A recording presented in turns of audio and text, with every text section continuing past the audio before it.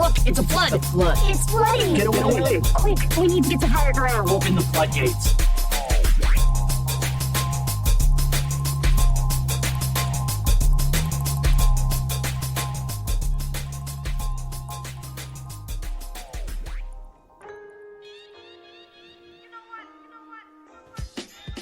You're a sneaker guy, right? Ish. Ish?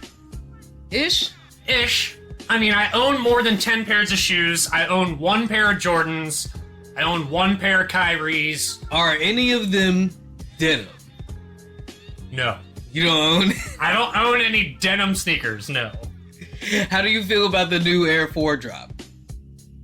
I mean, they're Jordan 4s. So they're always... Like, that's the thing with Jordans is they're more just like... They're like the pizza of shoes.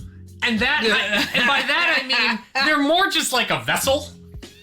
Or... Yeah, sneakers really have transitioned from like an item of clothing to like a vessel for art but and also expression like at this point. The like iconic Jordan, like the certain iconic Jordan shoes. The format. The ones that have been, made since like the 80s and early 90s. That's what I'm saying. Yeah, like the format model of the shoe Jordan is the same, and then they're just fucking around with the color. Yeah, that's why I said it's a mode for expression at this point. What do you feel a denim sneaker says about somebody's character? That would have been the #1 selling sneaker in 1998. It would match everything.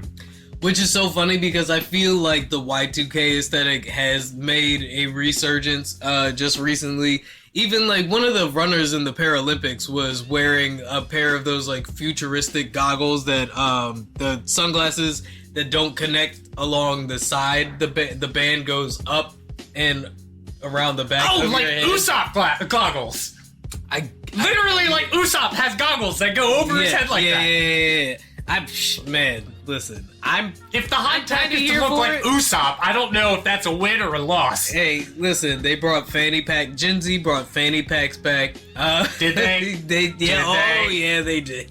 Oh yeah, I haven't seen a fanny pack in the wild. And Oh, you haven't, bro? I've seen Cybertrucks in the wild. At this point. I've seen plenty of them. I flick them off every time, as it's a patriotic duty. They brought the '70s mustache back. You know, the mullet. They brought the mullet back God. too. Right? Now we're bringing back denim. You're right, fucking Theo Von is the mullet.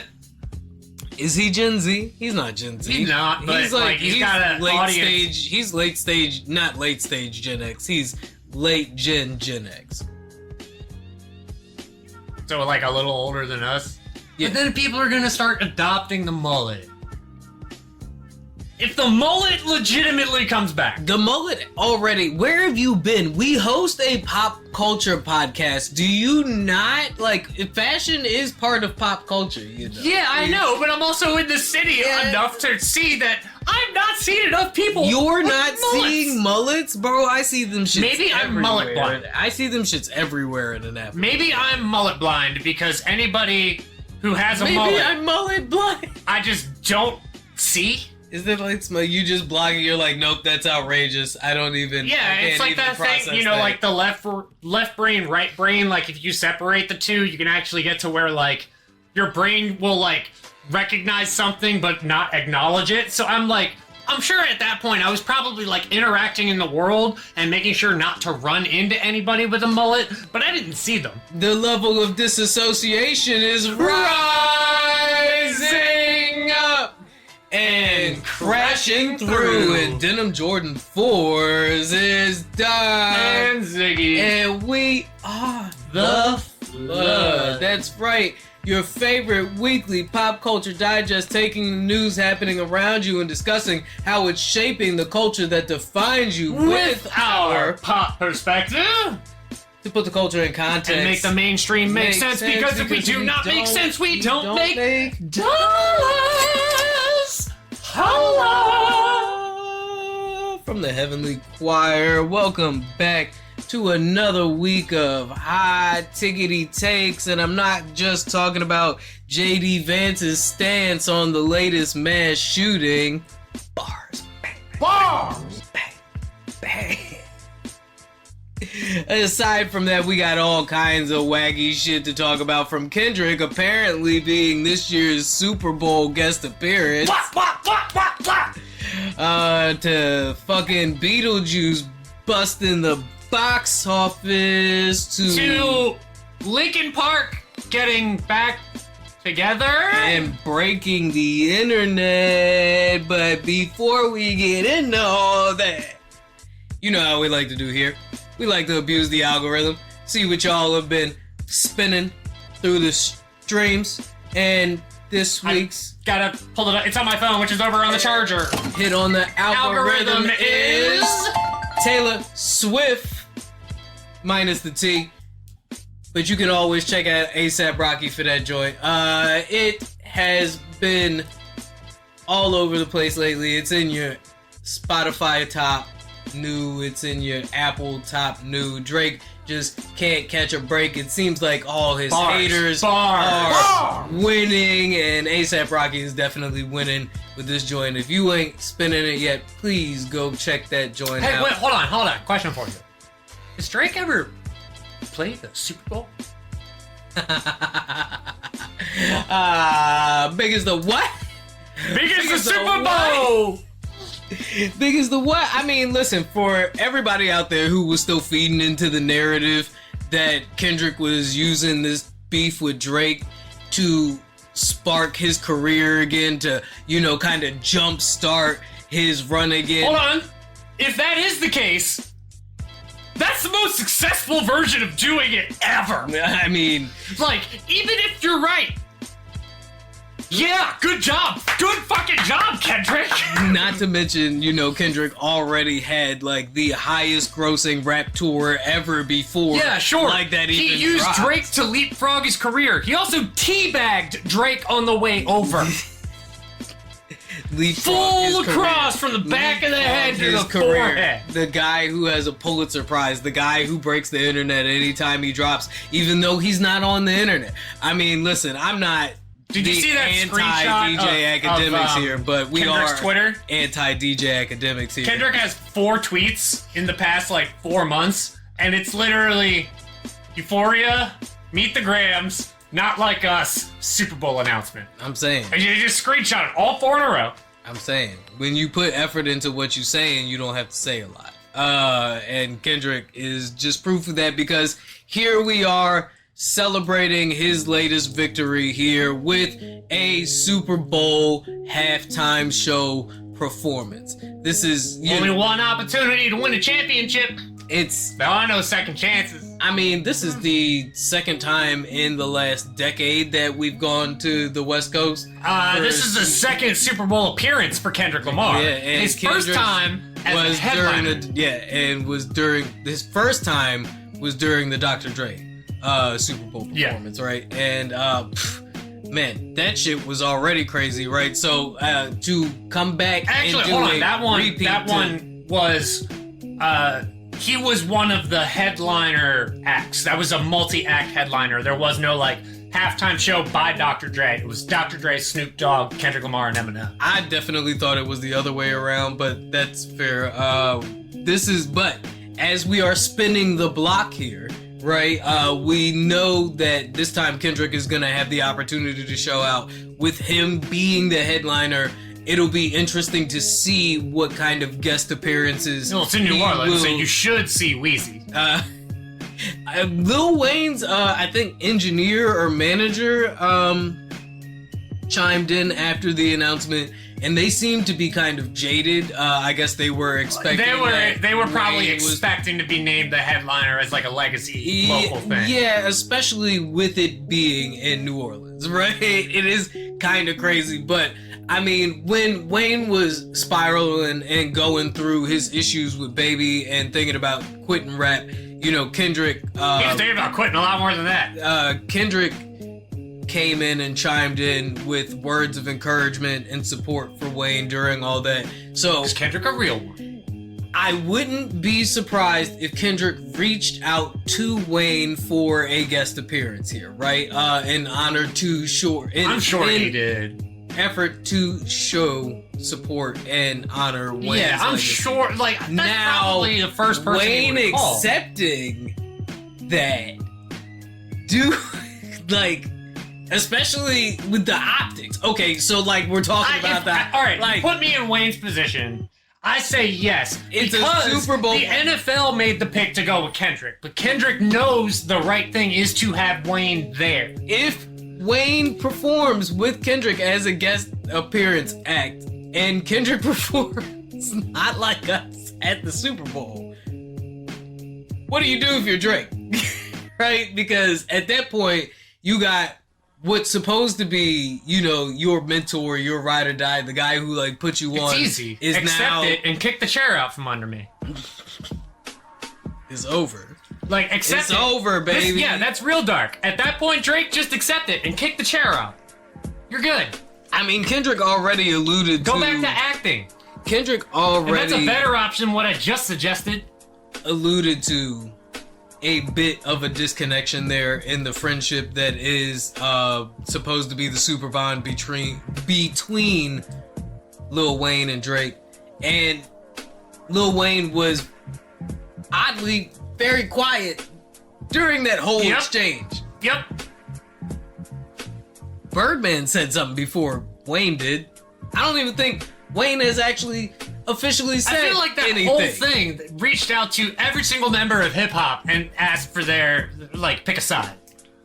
It was like we were calling it the rap civil war, right? Like the Avengers style civil war. And the right? only time, like, the only way that, like, the way it was going is I was assuming everybody was Team Kendrick, and then the ones that made news were the ones that they said they were Team Drake. Yeah. Like Lupe, which is still extremely that disappointing. was it's like it's dude, the parallels between but we are in election year, even though I hate to do this. The parallels to the way people were clinging on to the Trump campaign is so weird to me, right? Like Cameron and them coming out and being like their team Drake, fucking who else? Gilly the Kid and all them, like it just seemed, and then the oddest of them all, Joe Budden being like the biggest Kendrick supporter. It's like it was way too weird. Kind of the same way, like I said, obviously, right, you have your usual supporters, right? The usual suspects coming through for Trump, you know, your Kid Rocks, your Hulk Hogan's.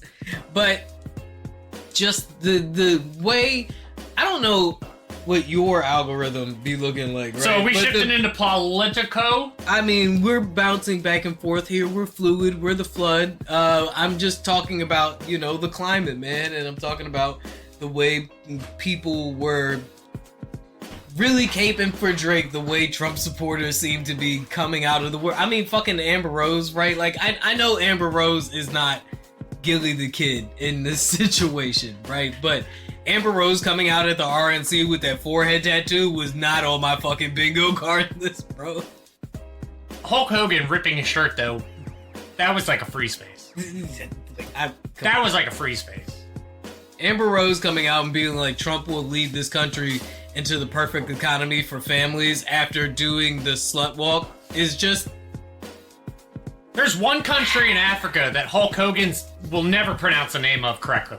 I just can't even begin to, like, mentally digest the level of... Is it irony that is the transition that she made after getting her ass whooped by Jocelyn? Or is it just... Should I not be so surprised that that's where her growth trajectory landed her? Because, I mean... Clinging to relevance? With forehead tattoos. Yeah. At conservative Which is rallies. never a good, like... At conservative rallies. Bro, I don't... When has getting a forehead tattoo ever been a good idea? Probably the day before you decide you're gonna go up there and stump for Donald Trump. After he's been convicted as... Because what's a worse decision? A rapist and an abuser and a degenerate. Convicted felon. A convicted felon. I don't know. It's probably not as bad of an idea as signing somebody to be the lead singer of your band that stood up for Danny Masterson, but we're not there yet. We're gonna get there because I have a lot of thoughts on that topic. And some of y'all are gonna be real upset with me. Speaking of Taylor Swift. Speaking of Taylor Swift, oftentimes people are. The CIA and Austrian authorities have advised Taylor Swift to shut down a run of tours she was going to do in Vienna on her European run of the Eras Tour after a thwarted terrorist attempt. Thwarted? Yes. You mean they didn't succeed? Are you making fun of my choice of the word thwarted? No, I'm making fun of Taylor Swift for being a punk-ass bitch. What? What? They thwarted it. That means that they didn't succeed. Put some faith in security. I know your public security, your private security is even better. Have them work. It's not like you're gonna get Kennedy. According, this man doesn't remember the fucking Ariana Grande nail bombing incident in London, apparently, or the Trump assassination. That attempt. He also didn't succeed. Why are you so worried, Taylor? There was a reason why Staged was trending on Twitter today, or X, depending on what it... I'm not dead naming it, am I? No, Fam. I think you're jumping the gun on being contrarian here a little too early, because I feel like... You think? You think? I mean, are we just being obtuse? Because, like, honestly... Oh, right now? Absolutely. Yeah, I mean... The authorities emphasized that they had no doubt the goal of the plot was to attack the Eras Tour show, killing a large number of concert goers. Some were estimating into the tens of thousands. Oh, right. Taylor is also concerned about her fans. Gotcha. Yeah. Never mind. Never mind. That 200,000 people were expected to attend Swift's Eras Tour shows. So it could have easily have taken out a small town worth of people. Bro, we are talking about... Oh my god, you're gonna be so mad at me at making this connection, but you remember Yu Yu Hakusho at the Dark Tournament when they started just like blowing up the fucking stadium? Wow. I mean, yeah, if we had to put it... And you know what the crazy thing is? The Swifties would stay in the stands just like the Demons. If we had to put it... Wow. I don't think so, actually. I'm gonna back up the Swifties here. Are you serious? I'm gonna back up the Swifties here. I was at the Taylor Swift concert where she played to an audience of flaming thousands. Hundreds by the end. Yeah. And I'm going to give them more credit than I give the fucking MAGA crowd. If they hear gunshots go off, I think them girlies is forming single file lines and getting out of there in an organized fashion, just how Taylor would have them fucking do. Nigga, is you kidding me? Them joints, from what I hear, oh my god, Taylor Swift would be the only effective, like, public, like, director of an emergency. Like, all of the Swifties would listen to her exactly. She's like, stop, drop, shut them down, open up, shut it. Damn it! I was gonna pause. Take notes, Travis. I was gonna pause and then do it, but you fucking did it before me. Yeah. Because y'all thought I was gonna say, roll. No, it's definitely settle down, open up shop. Yeah, no. Apparently, this is some kind of ISIS-connected plot. I thought we got rid of them. I thought we used enough drones to get rid of them. Return on investment for that? Probably pretty good. Swift has since, in the weeks following, broke her silence on the events and said having the Vienna shows canceled was obviously devastating.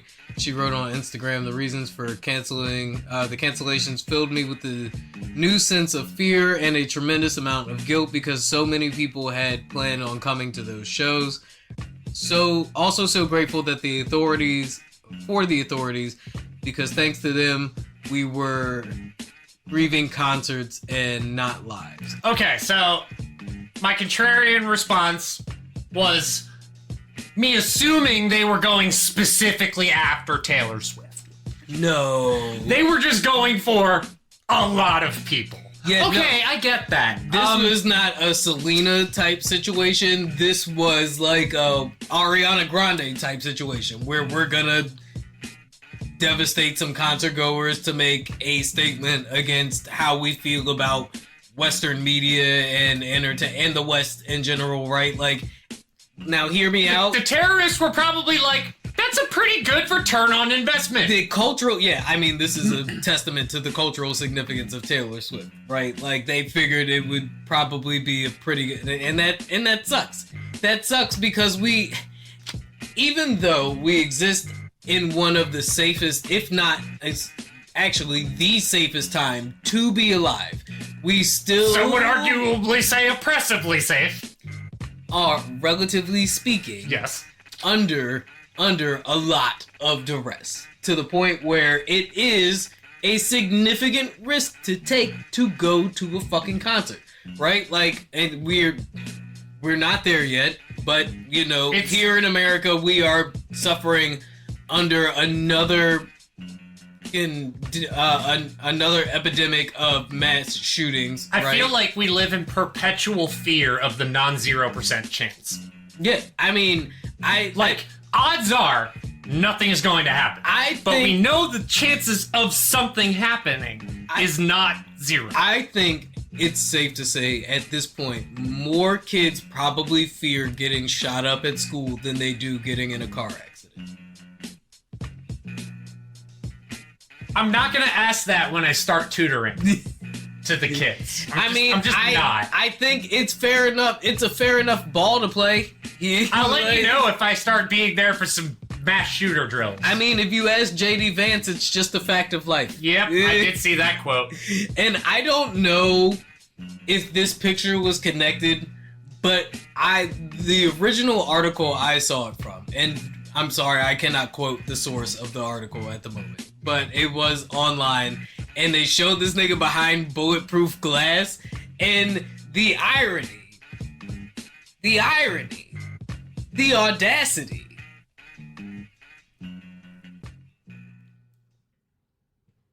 You know, Obama said, "Fam, this is relevant." Fam, he said it several times that the single most infuriating moment of his career as president was after Sandy Hook, and Congress still wouldn't do anything. He said that's the only time that I think his blood boiled over something in his job. How do you balance telling people that they kind of just got to deal with it while also benefiting from the privilege of being able to have that perspective from behind the fucking bulletproof glass, bro? It's literally like your doctor coming to you in a hazmat suit and being like, look, you're gonna be okay. It's just what you just have to live that's with that's it, where the all patient right? goes, so there's like a nuclear burst in here, right? Where's my hazmat suit? I need a hazmat suit, right? I need to be protected from what else is going on. Oh, you don't need to be protected. You are the source. Already exposed, and that is just a fact of life. Sorry, bud. We got here too late. The reason why school shootings keep happening is because you guys keep having kids.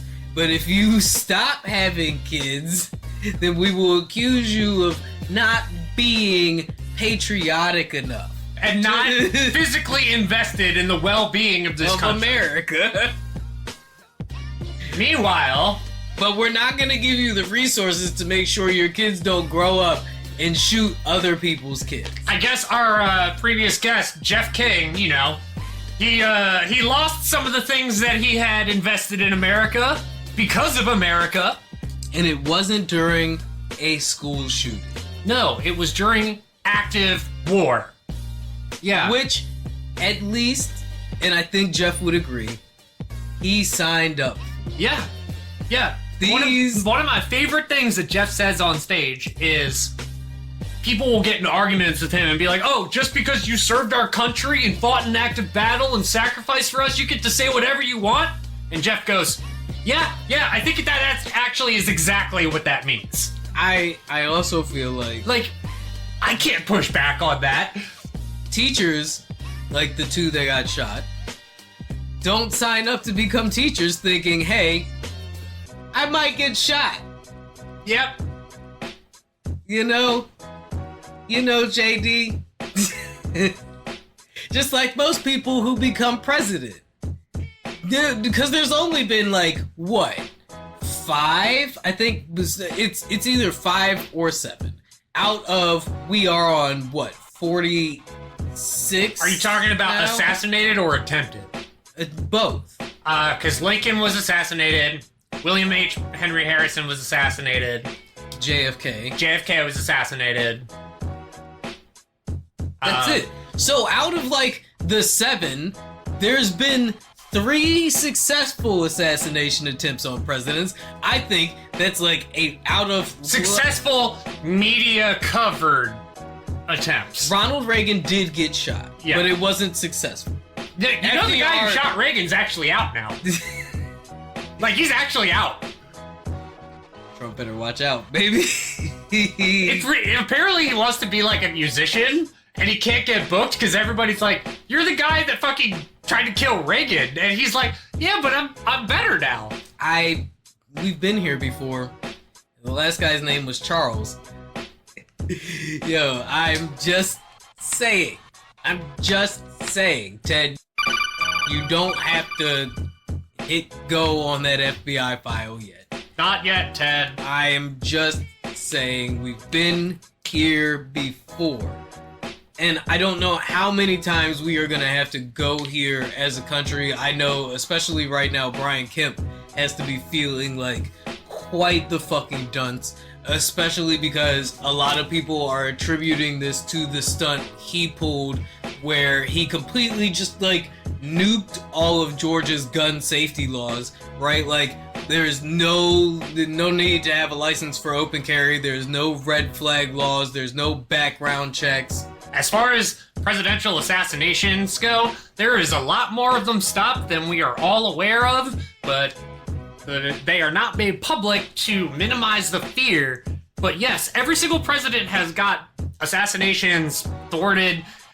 We only hear about the ones that get close enough to being publicly available. Yeah. Like, if it's in front of a public camera, those are the ones we hear about. I mean, but there are so many that are thwarted for so many presidents. It's not just presidents, it's any political figure. Yeah. I mean, it happens to mayors. Like, there was a big story about a mayor, an assassination attempt on, like, I think a mayor just recently. Let's not forget that it like 2021, 2022, something like that. Gretchen Whitmer, the governor.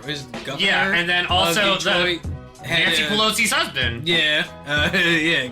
Gretchen Whitmer had that kidnap attempt. Yeah, and the thing is, like, these people are under like constant duress. But you know, if Secret Service is doing their job, we never hear about Secret Service. We are in it's crazy because like we do seem to be in a heightened state of political violence, or at least attempts of political violence. But what people seem to be focused on are migrant crime, which is not a Donald made that fucking term up. Functionally, not a real thing. It's not really happening at the moment. Like, and then it's not just migrant. They're calling it migrant crime. I didn't call it migrant crime, but they're calling it migrant crime, so we're gonna call it migrant crime. Dude, I hate when Donald does that. I know they're calling it this. I'm not calling it that, but that's what they're calling it. So we're gonna call it that. It's like, oh, my, bro. It's like, you know who called it that? Barron. You thought it was cool when you saw him over FaceTime. Do you think Barron is in the background because you were talking to your divorce lawyer? Do you think Barron is complaining about migrant crime? Like, he's just on Call of Duty Cold War and he's like, you know what? The fucking Mexicans coming over here taking all the Obama phones and shit. Like, I wouldn't be shocked. Do you think? But I also wouldn't be shocked if like Barron is actually like Ryan from The Boys and he's actually like anti everything that they're doing. I also imagine that Barron speaks in like the deepest Ukrainian accent. Is that what Ivanka is? She's Ukrainian, right? Like, she's Eastern European. I just know that.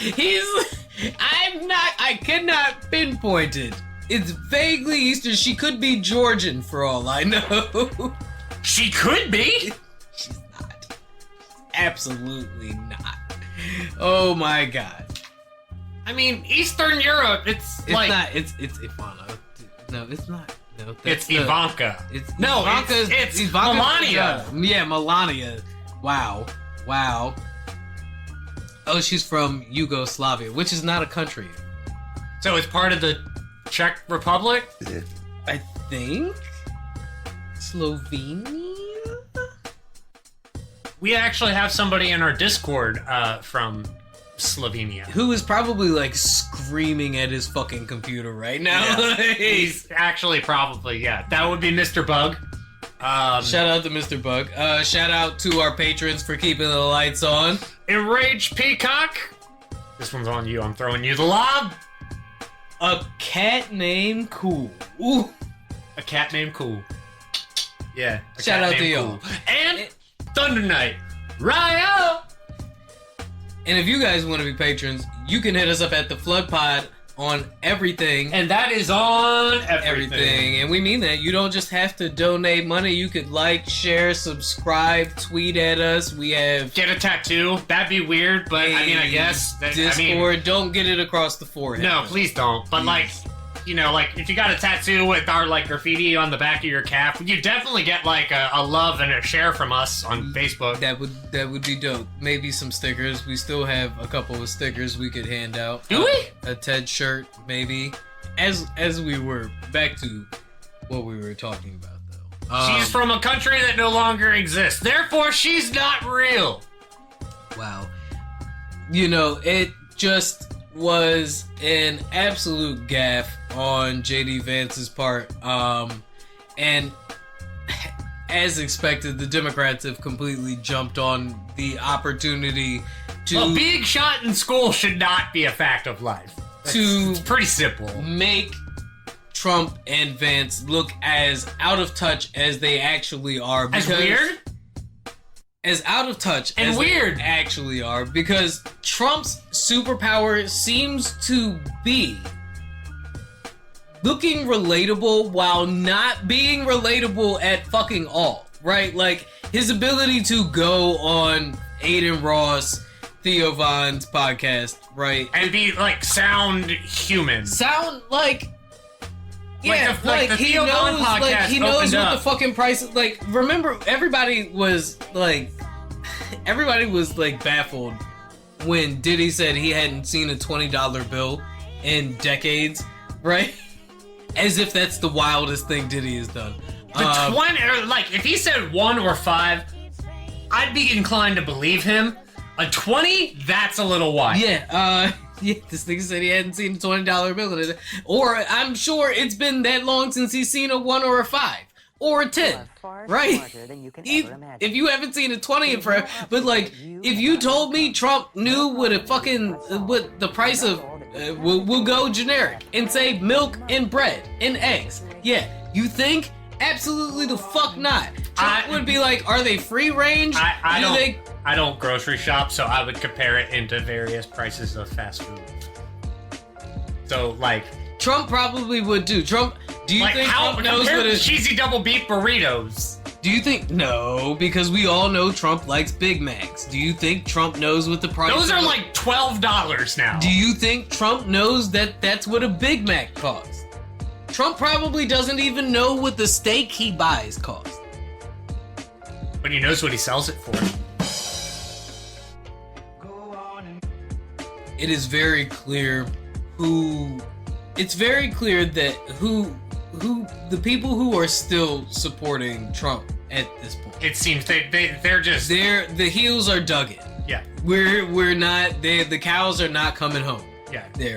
The new people jumping on the bandwagon see the people who have dug their heels in, right? And figure it must be worth the investment, right? It's when you see, like when you see people who are still clinging on to Bitcoin and stuff, like, man, it just shot up. It just shot up another 4%.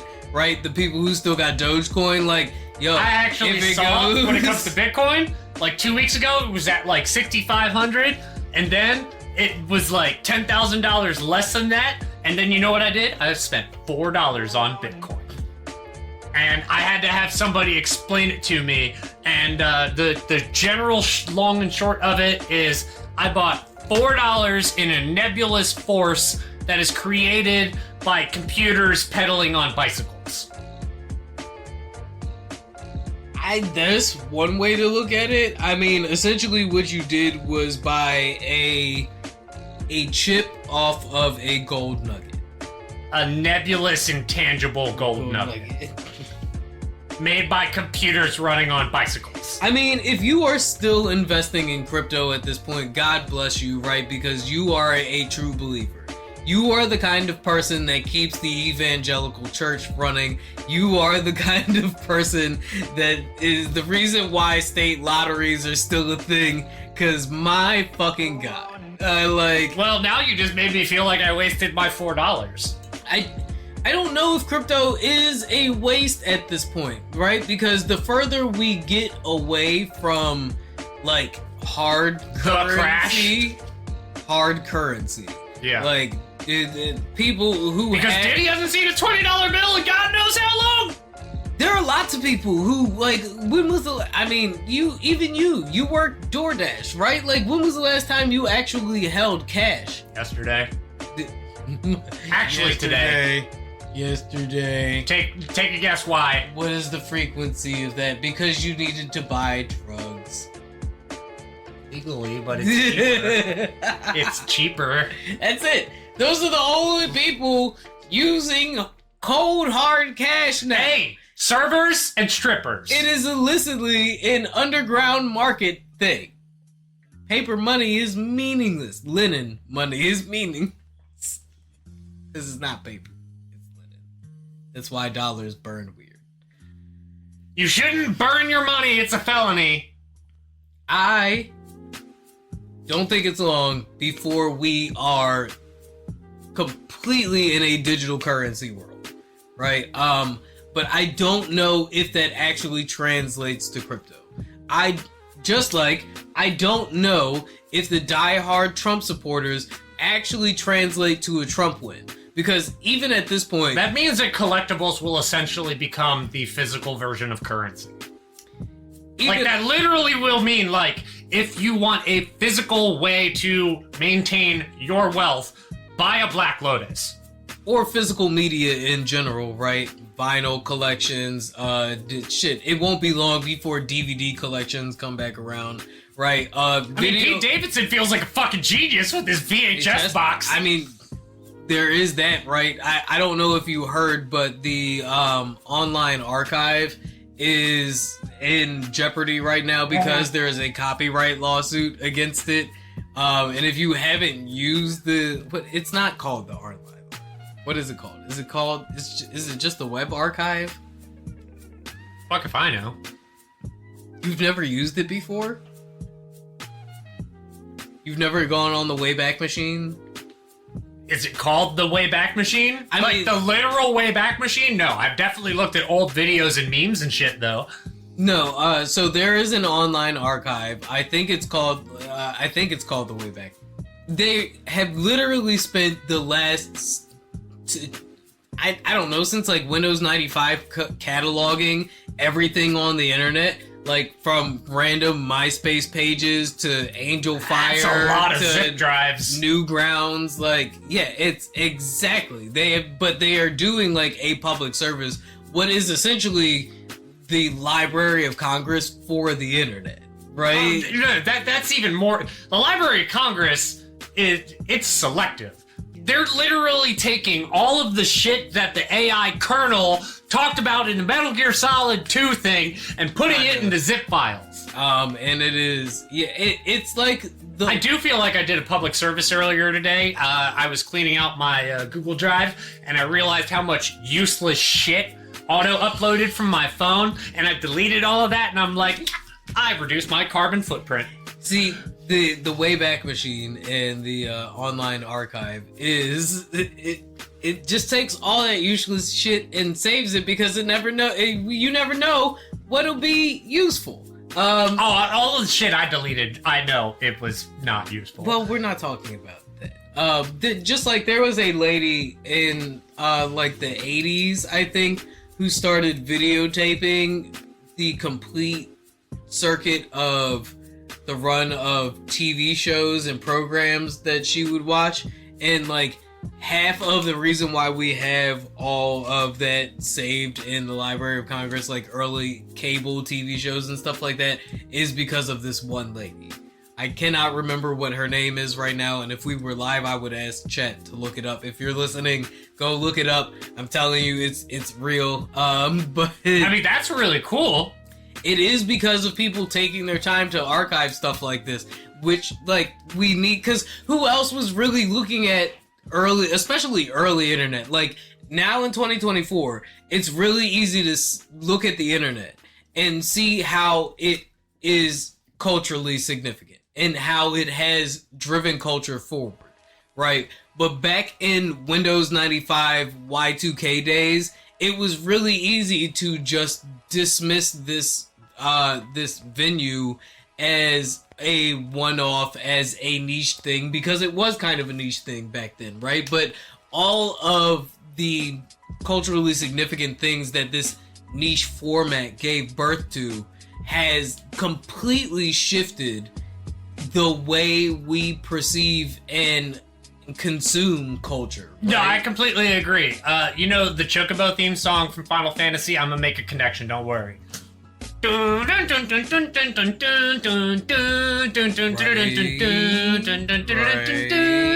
Yeah, Newgrounds made sure that song has lyrics for me. Final Fantasy is an RPG, the only one for me. The only one I need. It's like the birthplace of the normalization of fandoms, right? It's where the nerd community was really able to come together, and including the extremely fucked up ones. Like there was a game that I saw on there called Misty Chainsaw R. And you had 3 options when you were playing it. Man, look, the dark spaces in the more seedy, grimy spaces on the internet are well explored. And they have been pushed to the corner. They're well explored, believe it or not. Pushed to the corner, under the cabinets, under the dressers, right? Like, but we've all been there looking for weed, explored. Right? They are well explored. But what kept the internet thriving was the ability to form these niche communities, right? Where people who felt outcasted or alone were able to communicate with each other in a way that allowed these communities to thrive and become marketable subsections of new culture. Well, let me say, as far as the physical preservation of media, for the longest time, on one day on Cartoon Network, they called it the Ed Days of Summer, and it was straight up 10 hours of Ed, and Eddie, and I had that entire marathon saved on 2 VHS tapes. Do you not remember June Bugs? Nigga, when because I think June was the first time Bugs Bunny aired on TV, so they counted that as his birthday, and for the entire month of June, Cartoon Network would play absolutely nothing but Bugs Bunny cartoons, bro. They're still hilarious. This is what I'm talking. So, one of my favorite aspects of YouTube, there are specific channels that play programming blocks for, I just saw one the other day that was, Cartoon Network's Halloween run in, early 2008. Literally, it's the full screen capture of the TV for, 3 hours. Commercials included. Not 3 hours, 8 hours. It is the entire programming block for that special segment, right? And that kind of stuff is cool, and that's why we have the Internet Archive and the Wayback Machine, because to a lot of the people now, it's culturally significant, but a lot of the stuff on the Wayback Machine and on the Internet Archive is subject to copyright. Do you think it would be laws. cool or bizarre if somebody binge-watched in order Adult Swim 8-hour video things and literally was just living like 20 years ago watching consistently stuff that was released 20 years ago, including commercials? Better than the guy who had, I don't remember the exact number, but it was an absurd amount of hours of the B movie watched. Oh, and no. Netflix tweeted out like that, you know, this one guy had watched the B movie this amount of hours and was like, hey, are you okay? I remember that! I wonder if Jerry Seinfeld reached out to him. Yeah, okay. Hey, you know, it's really not that good a movie. I have a movie about unsweetened Pop-Tart, or unflavored Pop-Tarts coming out soon. You should I watch actually that. do want to see that movie. Do you think? I don't know. It doesn't seem like it would actually be that good. Just like a John Wick TV series that doesn't star John Wick, because that's actually a thing that's happening. What is it, a prequel about the dog?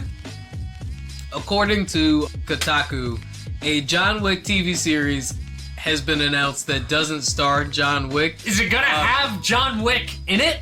Because I don't really care about the John Wick universe. That I think it's exploring it's so Under the High Table does seem to be Exploring the John venue Wick universe. a venue to explore the John Wick universe.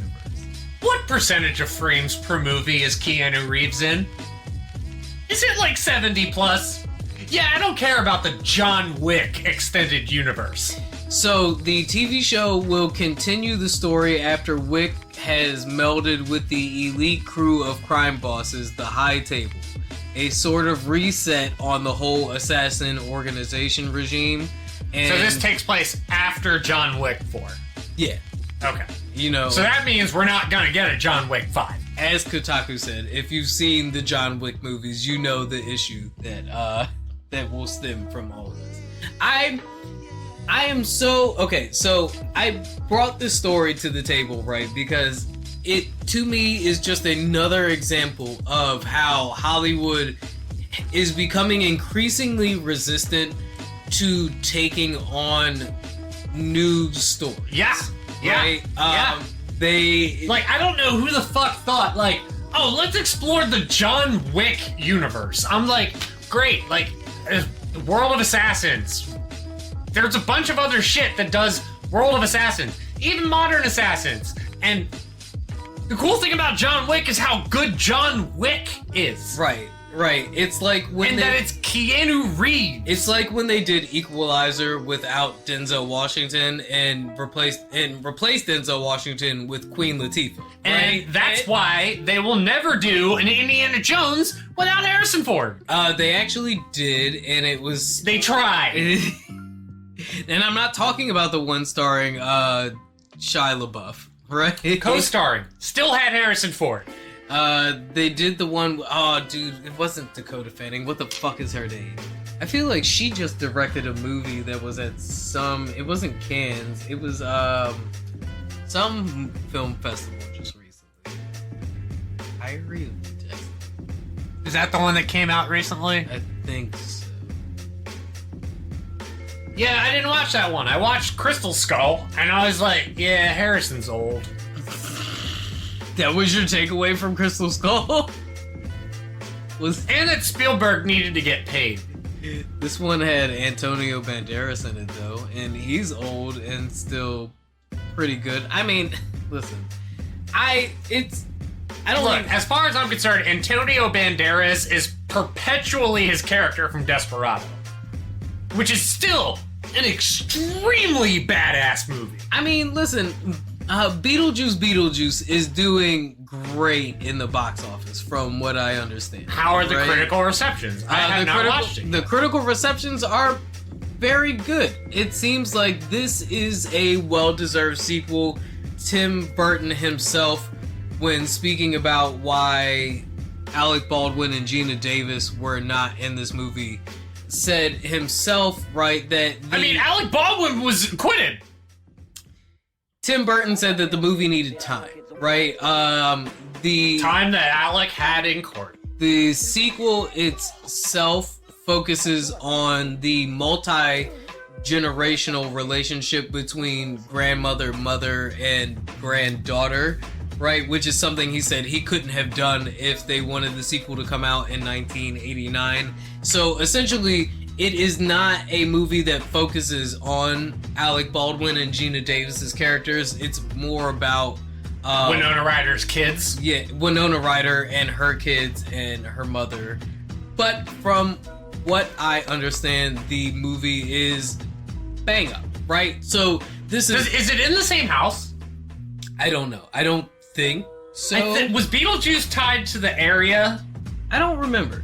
I do not remember. I haven't seen Beetlejuice in probably a decade, so I do know this much though, that when you have successes like Beetlejuice, right, it makes it really hard to argue against returning to a franchise when a story is well deserved. Like, a story is well deserved when an appropriate amount of time goes past. Beverly Hills Cop, Bad Boys 4, right? Like Beetlejuice was it Bad with Boys? Winona Ryder as a mother with kids. That's a good sequel story worth telling. Yeah.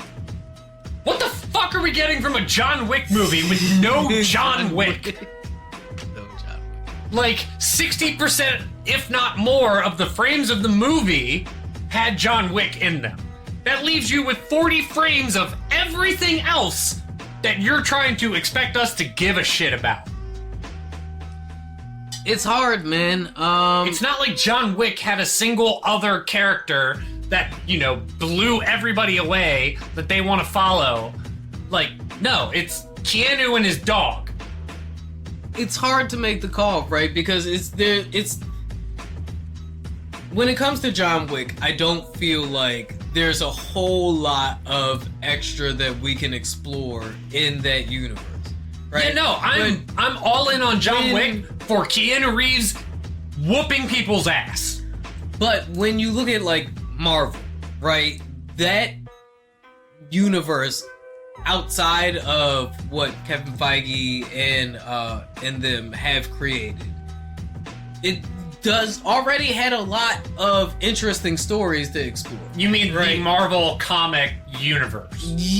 Well, even if we take the blend of the comic universe that has now become the cinematic universe. Yeah, the cinematic universe is basically Marvel Comics 2000s storylines. There's a lot to explore there. I know you've seen a movie where you've been like, I want to know more about that character, right? Like, tell me more, like, give me a side plot about that guy. I want to know what his life is like and how he became the way he is. Relevant. Boondock Saints, their father. I don't think that that's a bad idea necessarily. But I do think that Give me some Hollywood, examples of that movie type for you. Movies where there's another character where you're like, I want to know more about them. Like one that, like Boondock Saints, their father, that would be a great one. Because his father was like the most world-renowned assassin. I can't think of any off the top of my head right now. I mean, like, shit, I'm sure there's like Disney properties where we could explore side characters that I'd like to know more about. Like, that's one of the things I used to love that they would do. Ooh, here's another one. Considering it's Disney. Pirates of the Caribbean and Davy Jones. This is, okay, so that's one of the things I loved about when we were growing up. Movies would come out, they would be bangers, they would get TV shows, right? Like Hercules had the Hercules the animated series, Aladdin had Aladdin the animated series, and Little Mermaid had Little Mermaid. Lightyear had one. Yeah. We also get things like Looney Tunes Extreme or whatever it is, where it was like all the Looney Tunes but in Tron suits. Yo, but hold on, because Cartoon Network had a later run of Looney Tunes, right, where it was like Bugs and Daffy were roommates and they were all living in a town together, and that Looney Tunes was fire. So it's like Friends, but with Looney Tunes. Yeah, kinda. Yeah, we'll go with that. I mean, we count Daffy, I guess, as a black person. No, but I mean, no, don't do that. Don't. There's no diversity in Friends. Leave it to the white. No, there's not. There's literally no diversity in Friends. Leave it to the white guy to make it about race. If you haven't seen, aren't we the ones historically who make it about race first? There have been good runs of Looney Tunes, right? And there's a current run of Hanna-Barbera characters. Tiny Toons? Fire. The Baby Looney Tunes? Fire. All right. My man said Baby Muppet Tales. Baby Muppets was also fire.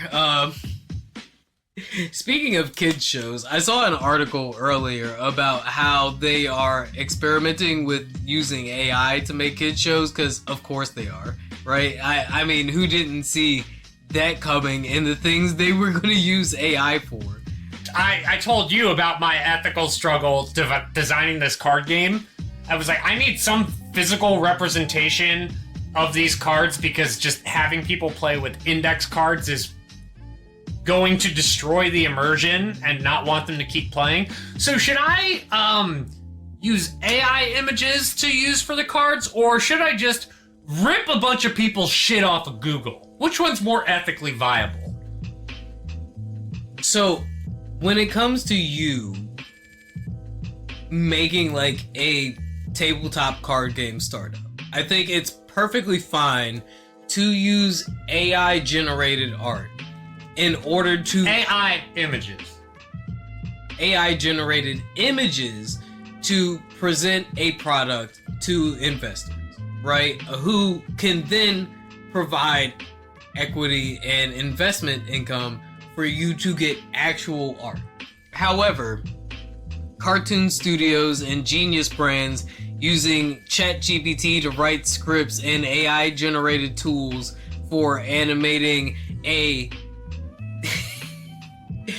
series called Warren Buffett's Secret Millionaires Club, intended to teach kids financial literacy in a 3D animated style. That sounds like something that ChatGPT cooked up when they were like, write a kid's show about Warren Buffett. Like, that's literally something that they would shoot out. Cartoon renderings of a piggy bank and a multi-generational family flashing in the background, along with streaking brushes of color. I don't think that people who went to animation school deserve this. This is part of the reason why the latest rounds of SAG-AFTRA strikes are, about voice acting and animation, because it is very clear that investors and producers are looking for the cheapest way to get a product out that does not provide the best quality. Hey, studio execs, the animators will learn the best way to use AI themselves. Much better than you. Trust me, it is a tool. Leave it to the artist to best utilize the tool. Now, if you are a small studio and a startup, I don't necessarily think it is that big of a taboo, right? Or a faux pas to use a bit of AI to help you expedite the process. Yeah, no, the AI images, for me, I'm planning on using for proof of concept. I will say that I have been using ChatGPT to help me organize the card game that I have been designing, and it has been very helpful for me, just like, being like, oh, what about this thing? And then there's this idea, and this needs to change, and what about this interaction? And then it being able to keep track of that, and then at any point for me to be, ChatGPT, give me the current rulebook. And it gives me it. For what it's worth, according to The Hollywood Reporter, the shows have failed to take off since last year, with roughly 20 episodes having been released and collectively less than 40,000 views on YouTube. But damn, so there's something to be said about people's reception 40,000? Yeah. Wow. People's reception to AI-generated content, especially with the target audience being the audience that is more likely to recognize that it is AI-generated content. Yep. However, it does not seem to be stopping studios from trying to figure out the best way to utilize this technology in a way that is profit driven.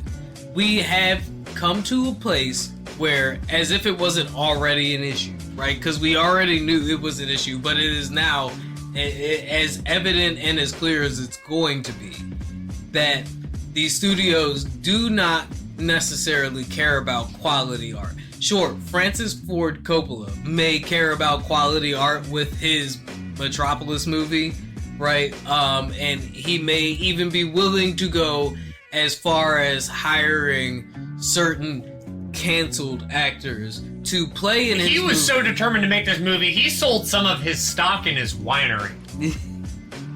And I love Francis Ford Coppola's wine. Quite good. And affordable. Have you seen the Minecraft movie trailer yet? Oh yeah, it's awful. I was gonna have us awful. do. I know you hate live reacts, but I was gonna have us do a live. No, I've seen it. It's bad. Yeah. People on the internet is extremely disappointed, right? And this, I feel like, just plays into my point of studios investing all of this money, all of their money, into what they feel like are these safe bets. Yeah. And then being disappointed when people don't take the bait. Yeah, because, you may take your safe bet by having the name of the IP, but if you disassociate everything about that IP from the final product, you're gonna lose the IP's original base. Which they do. Video game movies have been Historically a very horrible. good example of that.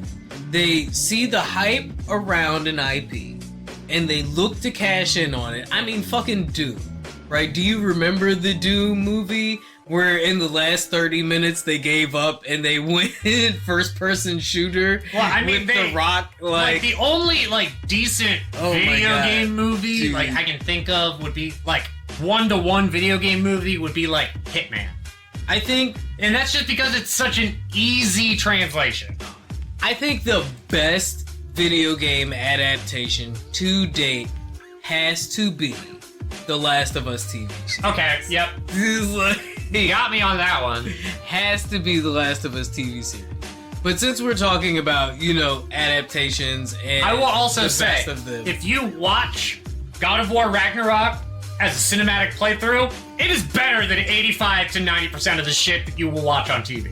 Fallout also has been pretty good as far as adaptations. Oh, yeah, you're right. But those are games. TV shows. They get Yeah. the chance to actually do an expanded narrative. Yes. I'm talking about a movie where you got 2 yeah. hours. Yeah. So The only ones that have really worked are Hitman.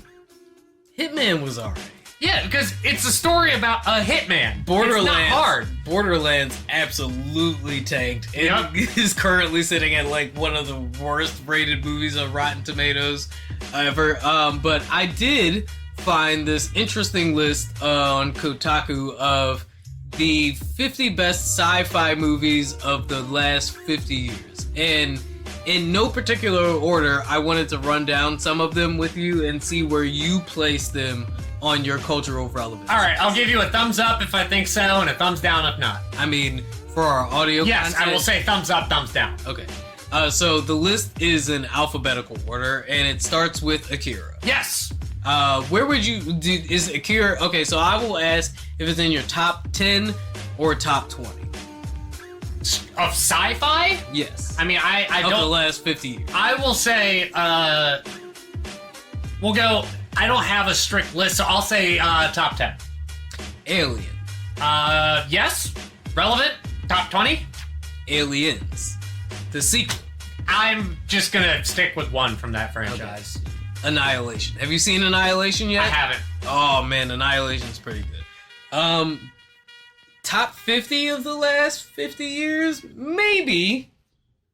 I might, because you know me, I love sci-fi movies. Yeah. I love sci-fi novels. That's my shit. That's my jam. Arrival, I did not see though. I did not see it. I've heard it's good though. Yeah. It made Attack the Block, however, was my jam. That was another great, and that movie, I believe, gave us Daniel Kaluuya. Oh, John Boyega. It wasn't Daniel Kaluuya, it was John Boyega. So Attack the Block gave us John Boyega, and if you haven't seen it, it's a movie where these like freaky, furry alien creatures drop down in the hood in London and like South London, and a bunch of ghetto kids have to get nasty with some alien. Bro, it's Attack the Block is definitely. So they're getting attacked by the Happy Tree. Attack the Block is definitely a movie night must see. If you haven't seen that shit yet, please go to it. Back to the Future. I mean, you know I haven't seen it. I mean, Back to the Future is But it is very culturally relevant. It is an American cultural sci-fi relevant movie. If you're not in America and you haven't seen Followed it. by another one that I would say is extremely culturally relevant and will remain, which is Blade Runner. So, have you seen 2049? I haven't seen 2049. I will say I watched Blade Runner for the first time within the last 2 years. Blade Runner is definitely sets the bar for like the beauty of cinematography.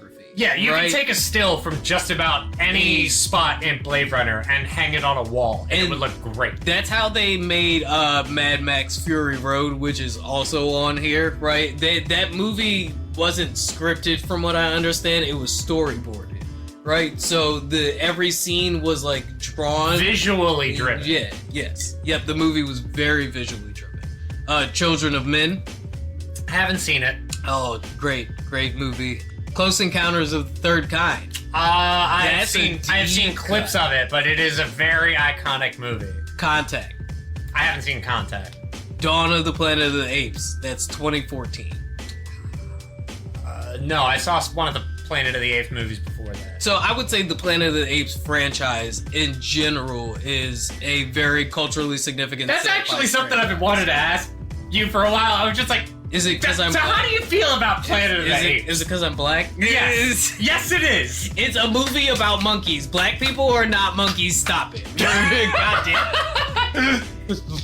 Edge of Tomorrow. Edge of Tomorrow was actually surprisingly is that the one really with good. That's got Tom Cruise one, right? Tom Cruise. Oh, that movie's amazing. Emily Blunt, yeah, I believe. Emily Blunt and Tom Cruise. That movie's incredible. Yeah, that movie was much better than I was expecting. That is a movie that I want to be remembered. I don't want a sequel for. No. Yeah, fair enough. And if like that should be like people are like great sci-fi movies. Edge of Tomorrow. I don't want an Edge of the Day After. No, Edge of Tomorrow though. If you haven't seen it, definitely recommend it. It is a great sci-fi movie. I also recommend Escape from New York. That is a very good Kurt Russell movie. The Kurt Russell movie. No, the Kurt Russell movie is definitely fucking Escape from L.A. No, Escape from. Have you heard the fan theory that Escape from L.A. is like a James Bond movie? No. They break the British guy out of jail, who is Sean Connery, who played James Bond. All right, keep going. But no, the Kurt Russell movie is definitely Big Trouble in Little China, which I don't know if it counts as sci-fi, but I don't think it's on this list. Eternal Sunshine of the Spotless Mind. I have not seen that one. Jim Carrey and Scarlett Johansson. I will say it's very art house. I have seen one of those next on the list, and it was because everybody in the house that I lived in at the time assumed I had seen it. When they found out that I hadn't, it turned into a legit movie night, and it definitely is culturally relevant, and that is The Fifth Element. Well, yeah, no, The Fifth Element is like, that's up there when it comes to... Do you identify as a human being? Negative. I am a meat popsicle. Everything Everywhere All at Once. I've been meaning to watch that. I haven't seen it. That is really, really good. Ex Machina. Directed by the guy from the at the time kid of Indiana Jones and the Temple of Doom. Yeah, he's also in the movie. Ex Machina was also really good. There was a really wholesome moment when that won either Best Picture or Best Director. It was Steven Spielberg presenting the award to the guy who played the kid in Indiana Jones. That was really cool. The Fly, starring Jeff Goldblum. Yeah, I actually need to watch that one. Galaxy Quest, starring everybody's favorite handyman, Tim Allen. I think I actually have seen Galaxy Quest. It's pretty funny. Yeah, that's peak Tim Allen right there. Her, I have not seen her yet. Peter Thiel has. The Hunger Games. Yes, I've seen The Hunger Games. Interstellar. Yep. Jurassic Park. Oh, Jurassic Park. The raptor scene in that movie. Yeah. So terrifying. Also, Jurassic Park, was a cinematic technological shift as well, too, wasn't it? Because that was, the beginning of CGI animation and the weird transition between practical effects and computer effects. Our listeners might know, I know you know, but I had that lightning bolt signed by Stan Lee. I had the other one signed by Lupe Fiasco, right? Yeah. I posted those in a Facebook group. I'm just like, what are some of the coolest Magic cards you own? And I think the only person that one-upped me was a guy who had the first legendary creature dinosaur type, signed by the scientific lead on Jurassic Park. Damn. I was like, all right. I mean, mine's signed by Stan Lee and all, but yours is actually a flavor win. Minority Report. Yes, I mean, I've seen that one movie. has that movie is becoming more culturally relevant as time goes on. RoboCop, another movie that is becoming more culturally relevant as time goes on. Signs. Yep. Snowpiercer. Yeah, that movie, I actually, like I said, I watched that within the past year. Star Wars. That movie is intense. Star Wars: A New Hope. Yes. Yep. Star Wars: The Empire Strikes Back. Empire is considered not just as a sci-fi movie, but as one of the best cinematic pieces of fiction ever created. Empire is a Which one do you think movie. is more culturally significant? A New Hope? Culturally significant is A New Hope. The better movie is Empire. Starship Troopers. Yep. Strange Days. I don't even know. Hold on, let me see. If you have to look it up and I don't know it, then the answer is no. That's not necessarily true because, as we pointed out we earlier, cover each other's blind spots pretty well. Tapped into a lot, though. This movie looks like it has Sebastian Stan and Catherine. It has Catherine Bigelow in it. Nope. All right. Yeah. No. That's the only movie on this list I think I don't recognize. Sunshine, 2007. Is this The Matrix, The Martian? I have seen. Have you seen Tenet yet? I haven't seen Tenet yet. I actually need to go through Nolan's filmography and make sure I catch everything. I have to watch Inception without falling asleep halfway through, and I know how ironic that statement is. I don't recognize Sunshine either, and this one has Chris Evans, Cillian Murphy, and Mark Strong in it. Well, that's a pretty good leading cast. And it was directed by Danny Boyle, so I don't know how I missed that one. Never seen it, so I'm gonna have to check that one out. Seen Tenet though, Terminator, obviously, Terminator 2, Judgment Day. Ooh, again, which one do you think is more culturally significant? Well, we already talked about me not seeing the Terminator last week. Oh, wow. So I guess you haven't seen Judgment Day then either. Yeah. Wow. The Martian? Yeah, Martian's awesome. Despite what Jimmy Kimmel may have us think. The Matrix, yes. obviously, The Matrix, literally anybody born after fucking 2000 is that's a lot of people's first R-rated movie. That movie is literally has molded the zeitgeist. You can blame The Matrix for Elon for the Musk. Zeitgeist. For Elon Musk. Or for trans people. But that's a deep cut. And the people that like Elon Musk and The Matrix don't want to find out that part about The Matrix. Yeah, don't understand what The Matrix was actually. Yeah, that means they're in The Matrix about The Matrix. Mad Max 2, The Road Warrior, right? Yep. Which we can thank for California Love. Yeah, Thing, which is another Kurt Russell feature. He is in that music video. Isn't he? No, he's not. No, The Thing. Oh. The 1982 version, which had Kurt Russell. Vanilla Sky is on here? Vanilla Sky is a great movie. What is Vanilla Sky even about? Oh, dude. It's just like, I remember the DVD cover where it's literally Tom Cruise doing a hair flip. I always think of, whatchamacallit, the Kanye line. Like I was Tom Cruise in Vanilla Sky. It's been I definitely so long remember since I've seeing seen it in Blockbuster, and it was just a wall of Tom Cruise doing a hair flip on a blue background. It's got Penelope Cruz in it. It's a playboy whose life comes together and falls apart as two major events happen. His meeting with Sophia and a car accident disfigures his face and a sense of self. As he reels from the impact of both, David begins to question himself and the reality around him. So it's a sentimental and lo-fi by all means, according to... So it's the spiritual successor to The Great Gatsby. Yeah, kinda. Wall-E and War of the Worlds are the last two. Oh, also Under the Skin, right? I mean, War of the Worlds, I thoroughly enjoyed, and I mean, Wall-E, it's Wall-E. Like, so... However, I did see this thing where people are like, this one guy was like, let me ruin a movie for you. And it was basically like, yeah, Wall-E was like low-key taking advantage of Eva the whole time. And I'm like, no, motherfucker, he was taking care of Eva. So, if you had to give a top 10, though, what would you say the top 10 out of this list are before we go to break?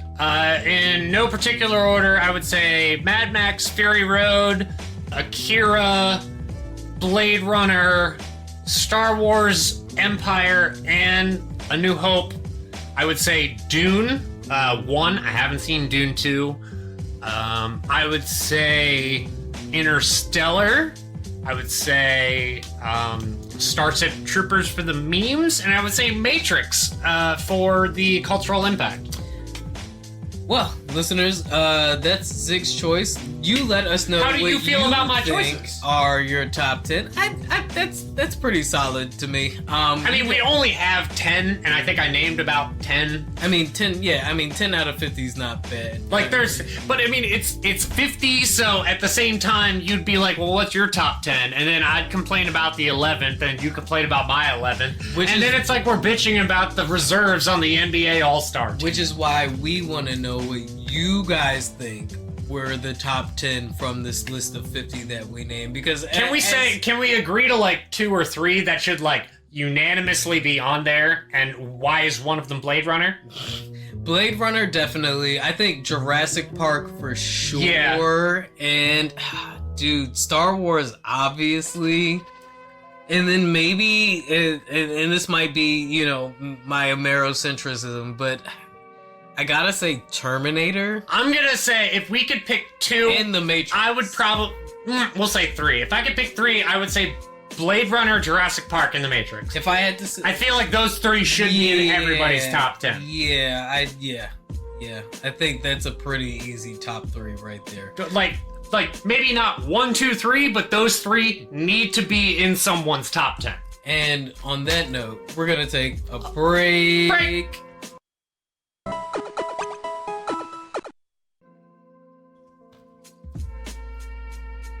So you and I have been doing this thing for like going on close to 5 years. Pretty much.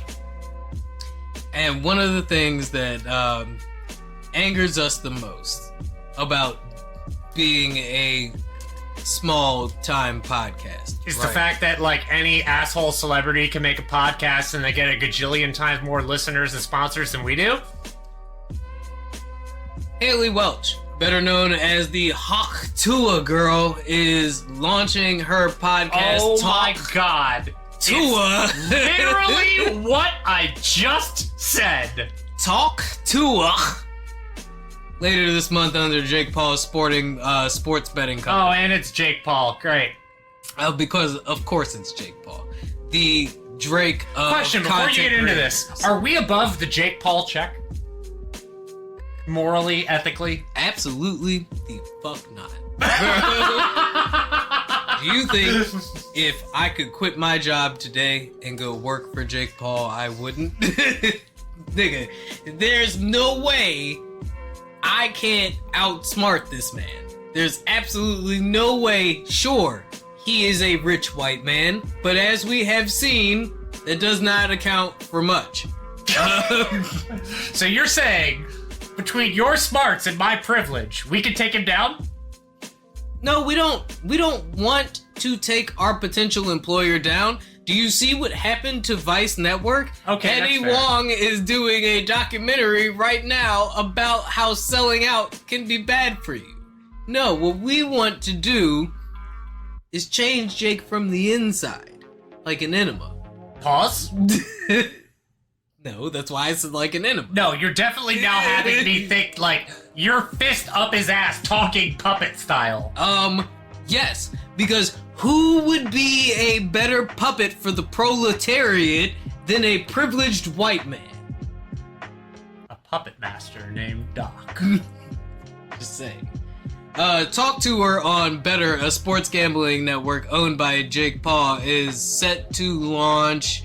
Has already launched. I wonder how much, like, rent I could cover by just going to every different gambling network, taking their first $200 and cashing it the fuck out. By the time you have heard this, the first episode will have gone live on September 10th. And I mean, listen, I am not mad at Haley at all. I mean, if I was in her spot, I would take every bag I could. She's setting herself up to be in the perfect position to be the new female Theo Von, right? Like, how could we not, right? I mean, like I said, like, Theo's gotten a huge boost because of his Bernie Sanders followed by Donald Trump interviews. She has that kind of lackadaisical ignorance is bliss charm about her. Because apparently she thinks a good hot Tuah will lead to a good relationship. I'm not one to argue against her. Listen. I dare you now to name me a man who is getting a good sloppy every other day that would say he is in a strenuous relationship. It depends on how stupid and unbearable she is outside of those 2 minutes. Once again, I don't think you know men, sir. If the head game is stupid, she could be as dumb as she pleases. Cardi B said, I don't cook, I don't clean, but let me tell you how I got this break. Nigga, and I guarantee you it's because she was talking to it. There's enough of the fucking game, sir. Yeah, Aren't they divorced? Yeah, but there's also speculation that she having a third baby by that nigga. So, I mean, hey, listen, it go both ways. J-Lo now has more rings than Tom Brady. And Ben is dating a Kennedy. So, yep. So, let me tell you what privilege do. I feel like that is the right place for Ben Affleck to be, though. Who would have thought that Ben Affleck would be the most progressive of the Boston boys, right? Like, you know, Mark Wahlberg Mark Wahlberg had the opportunity to do. He could have ended 9/11. The turnaround. He could have stopped 9/11 after the whole if he was there. Vietnamese thing, right? You know, but instead he just leaned extra hard into the Catholic boy Christian nationalism. By the way, give him money so he can build a studio in Vegas. So he can make Christian movies. Good Vegas. Good old Christian movies. Just a good old boy. You know him? Ain't doing no harm. Ben and Chris are really doing, and I guess Matt. You know, Matt's out there being. Matt's fine. Chris who? Evans. Oh yeah, he is from Beantown. Yeah. Yeah, Matt's fine. Yeah, I mean Matt, I imagine, is the middle of the road moderate. Like when your biggest hater is Jimmy Kimmel, I think you're doing okay. Matt is the middle of the road moderate that I believe the Democrats and the conservatives think they're trying to court, right? Like when they look for that guy, and you used to think it was Tim Walz, right? But he is clearly a communist. Oh, obviously. So it's gotta be your Matt Damons that they're looking to court. Even Donald Trump is moving away from his extreme, foundational base. I can't wait till like right-wingers realize that Bradley Cooper isn't a conservative, even though he was in American Sniper. Dude, who was it? Somebody else just recently came out and said that they were anti-Trump. And it was one of those, like, somebody you would have thought was a good old boy. Right? Like, I'm still disappointed in Jack Black for ending the Tenacious D tour because, is it Kyle? Yeah, and then, he did the Minecraft trailer. He's doing the Minecraft movie. I mean, it's not a good year for Jack Black. Listen, I don't assume that Haley will be getting political anytime soon, although Logan has shown a bit of a turnaround when it comes to his political awareness, right? At least from the last, right now he's too busy fighting lawsuits over Prime Energy. But even he was able to speak to the awareness of his privilege, right? Being a white guy on the internet. I will say, though, that if Prime really does go under, I'm actually going to be upset, because I do like those, Atergades they make. Prime's not bad. Dr. Disrespect, however, though, I do feel like... Is he on Kick? Could have probably waited a little bit before his return to the internet, because I haven't seen the general reception yet, but from what I have witnessed, it looks like he's still digging in deep, baby. He admitted to having inappropriate exchanges with the person in question, but later stated that, they were of age in the district that he was talking to them in. It's just, it doesn't look good. It's no, it doesn't. Great optics. It's not great optics. And to really have that be the hill you die on when you, come back, I don't know, not necessarily be an apology tour, because as we've seen, those don't always go as planned. But for that to be the thing you come back after all this time, after all the controversy, and be like, you know what? Actually, I didn't do anything wrong. They didn't, we went through the case. They didn't find me guilty. I don't feel like that's something you should brag about. Nope. And, we were gonna go live tonight. Might still. But I feel like live streamers exist in this weird space, right? Where you are trying to maintain the captive attention of an audience of sometimes thousands of people at a time. Yep. And when you build that kind of relationship with people, Dr. Disrespect himself, first live stream in over 2 months with over 300,000 viewers. Right. Now, there is something to be said about people tuning in because of the controversy, right? Along with his normal audience. But 300,000 viewers, a lot of people. Fucking Taylor Swift concert. Bro, let's be real. Let's put that into perspective. If all those people that would be the Dallas Cowboys Stadium 3 times to attend at one time, which 300,000 viewers at one time. Maybe I don't know. I don't think these guys really do 300,000 viewers at one time, right? I wonder how many of them are Elon bots. It still gets close though. 20,000 people in. That's a lot. Yeah. That's a fucking lot. It's more than people are watching an Orioles game sometimes. So when you take somebody with that kind of influence and you put them up against the kind of allegations that Dr. Disrespect was facing, and, his excuses for the behavior that he was exuding, you would think after 2 months you would have a better response than actually, they didn't really find me guilty of anything because he probably has the same PR agent as Tory Lanez. If you have to say she is of legal age, you've already fucked up. That she lives. You've already fucked up. It's not a good look. Nope. It's not a good look. Nope. Like I said, Dr. Disrespect would have been totally different if you were talking it's a fan and be like, we should meet, and be like, I'm gonna be at this con, you can be at my meet and greet. I think as far as this episode is concerned, it is safe to say that, talk Tuah, good look. Yeah. Boss move. Take the bag. Are we mad at you getting the bag? We're mad at you getting offered the bag. We're not mad at you taking the bag. I'm not mad at either. Shit happens how it happens. The Minecraft movie trailer, however, though, y'all need to do what you did to Sonic. Y'all need to do what you did to Sonic, and get them to fix that shit ASAP, because that's not where it's make at. the graphics worse. And I think Dr. Disrespect needs to maybe go see Kanye's, maybe not go see Kanye's dentist, but take some more time off, because that return just wasn't it. Not seeing the return. Can you imagine Dr. Disrespect with holes in his brain? You've got to have holes in your brain to text a fucking minor and then be like, well, legally in Germany, you skipped a step.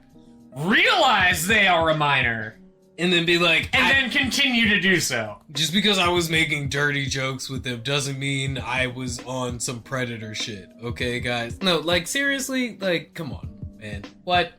I haven't seen such audacity since the Smash community. Not the Smash community, but Smash Brothers. Not like Smash Brothers like the gay porn site, but Smash Brothers like the video game. You think Smash Brothers, the porn site's gonna get a cease and desist from Nintendo? I don't know if that's a real site or not, but it probably is. If it isn't, it should be. It should have been. Like, it should have already been. Like a decade ago. How is it not? How is Smash Brothers not a gay porn site? Not that I watch. Because Nintendo already sent the cease and desist. If anybody is gonna do it, it's gonna be me. Falcon. Punch! Wow. Wow. Wow, bro. Listen, I done seen a lot of fucked up porn. I don't think I've ever seen a guy scream Falcon Punch as he was fisting a chick. And I think I would The fact that you said it means... It has to exist. That means it has to exist! There's no way it doesn't exist.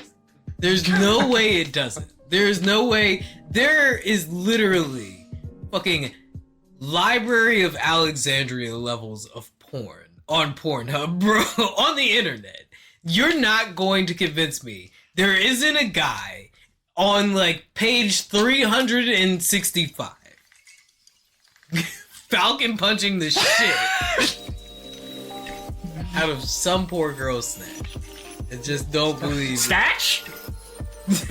Ashley's like, I thought we were fisting asshole here. That's what I was implying. She was talking about the video game, which is even funnier.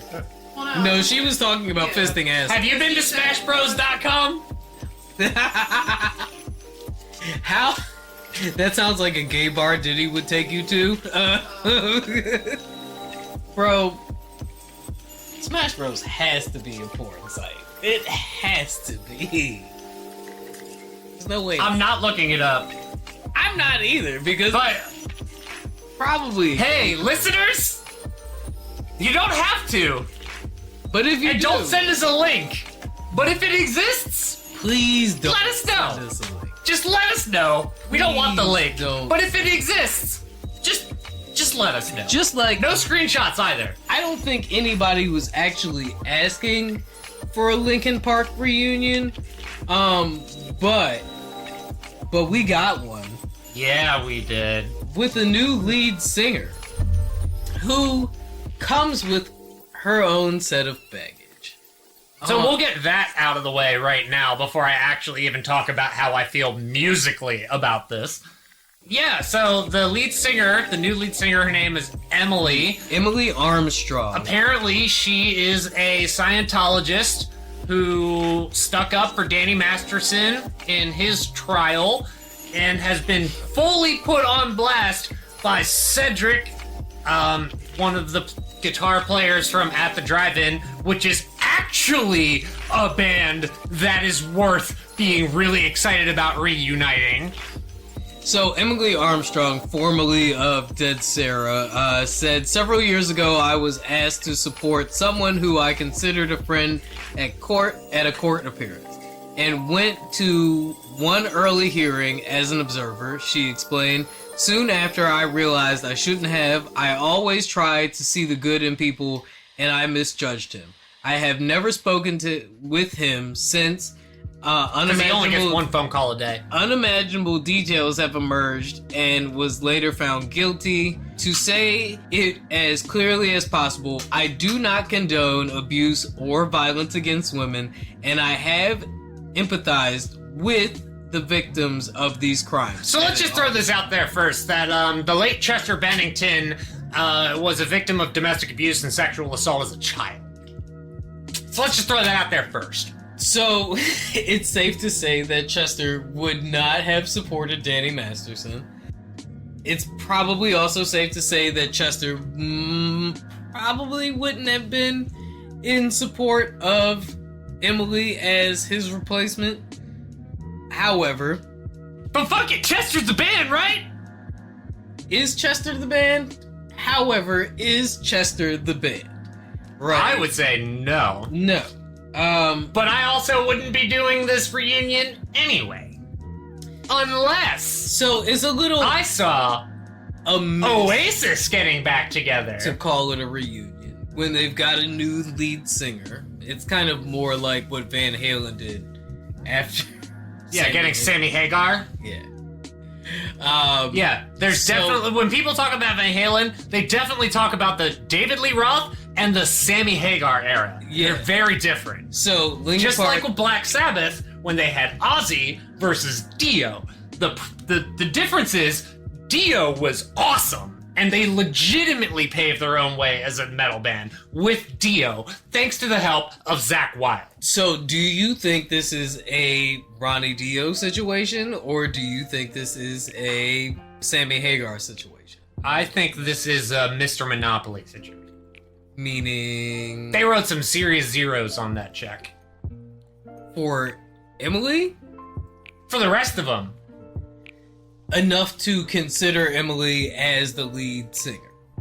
So, like... Enough to look for another lead singer. Are you familiar with the Dead Sarahs at all? No. No? So you've never heard of Emily Armstrong before this point, right? Nope. So you're probably, I would say, in the same boat as I most listened to people. the live singing of the old stuff, and I mean, like I said, it's smart for them to get a female singer. It's smart. In what avenue? And what do you explain yourself? What do you mean when you say it's smart? It's the notes and the tone that Chester hit. That, what made Chester so different, quote unquote, is because he sounded like a girl who was screaming. That's your take. That's one of the many takes I have on Linkin Park. So you feel like Emily is a good fit in that sense that she can carry the same cadence that Chester might have carried along. Yes. And that ability to hit a high scream without going into unintelligible is one of the things that made Chester special. One of the things.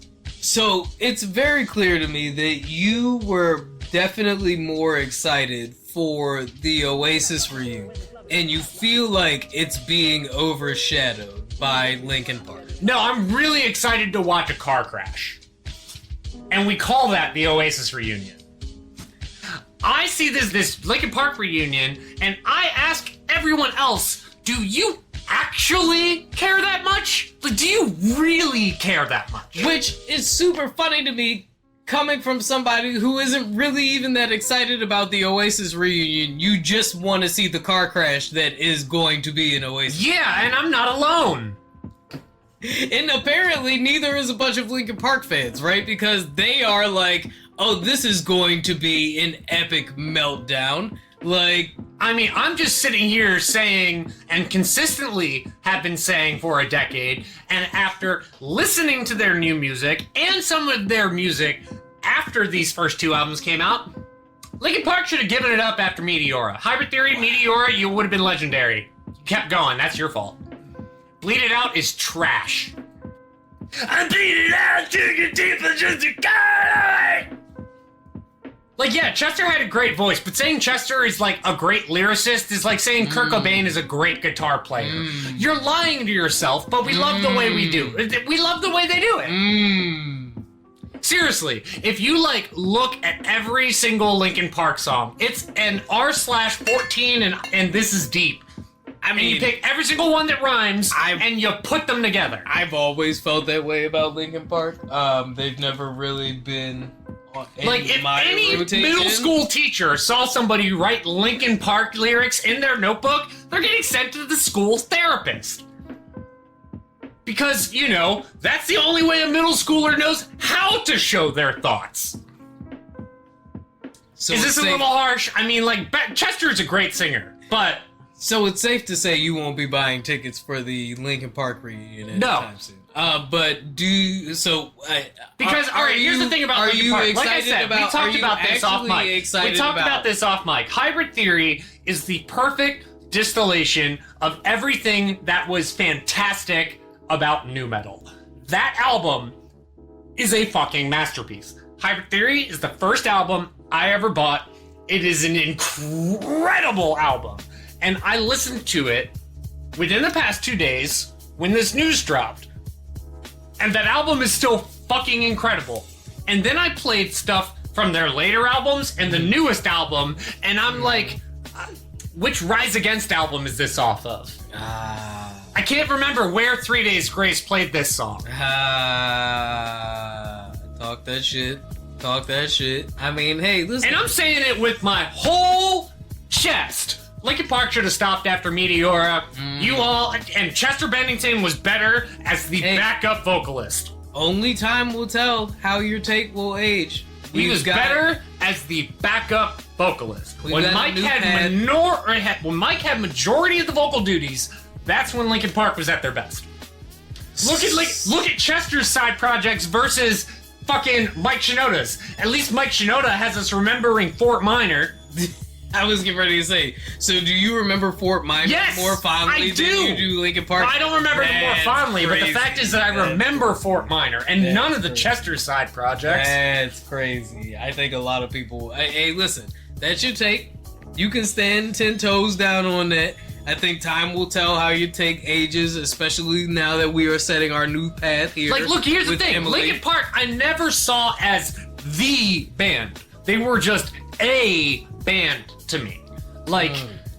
But Fort Minor was the band, No, they weren't. But Fort Minor was a band, and the fact that Mike was able to make another a band after being in I don't know if I would consider Fort Minor a band. All right, they have 2 good songs. That's better than a lot of 90s groups. I think... Name 2 Semisonic songs. I think Linkin Park set themselves out to be the serious takeaway from nu metal, right? Like, they wanted to be... Great. Why did they keep going? They wanted to be the antithesis to a Limp Bizkit, right? Linkin Park, Limp Bizkit. You see where I'm going here. And Limp Bizkit. They wanted to be the Kendrick to Limp Bizkit's Drake. The problem is you're trying to do that in nu metal. I'm sorry... Even as, like, I used to be the pretentious metalhead, everything must be fucking complicated. And I still love Linkin Park. But let's be honest here. Everything that made Linkin Park special was the mixing of scratching, the mixing of beats, the ability to make a metal instrumental group, to make hip-hop beats, mixed with scratching and effective rapping, bars. So you think it was an opportunity missed? You think Linkin Park... I think it was an opportunity squandered because they hit it and then threw it away. Yeah! See what I did there? I'm not in disagreement with you. Like, if Rise Against did Bleed It Out, I wouldn't be able to tell you that it was a Linkin Park cover. Could Oasis do Hybrid Theory? No. Nobody would ask Oasis to do Hybrid Theory. Pretty sure Liam and Noel would spit in their face if they did. Could Linkin Park do Wonder? Yes. I'm not comparing the two bands. If you ask me which one I think is a better band, I'm going to tell you Linkin Park. Wow, because I feel like you are comparing the two bands. The better band is Linkin Park. It literally feels like you were like upset because Oasis is reuniting and everybody's talking about Linkin Park. No, I don't care that Oasis is reuniting. I really just want to see the inevitable viral video of them fighting on stage. Look, what's your over-under for that? How many tour dates? Before it takes for them to fight on stage. I'll say, give me the plus minus 15.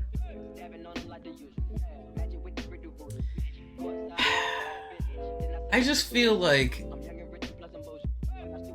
I feel like it would take about 15 shows for even Noel and Liam to be like, this ain't blood, what, check. I just feel like there is a lot of cash grabbing going on here.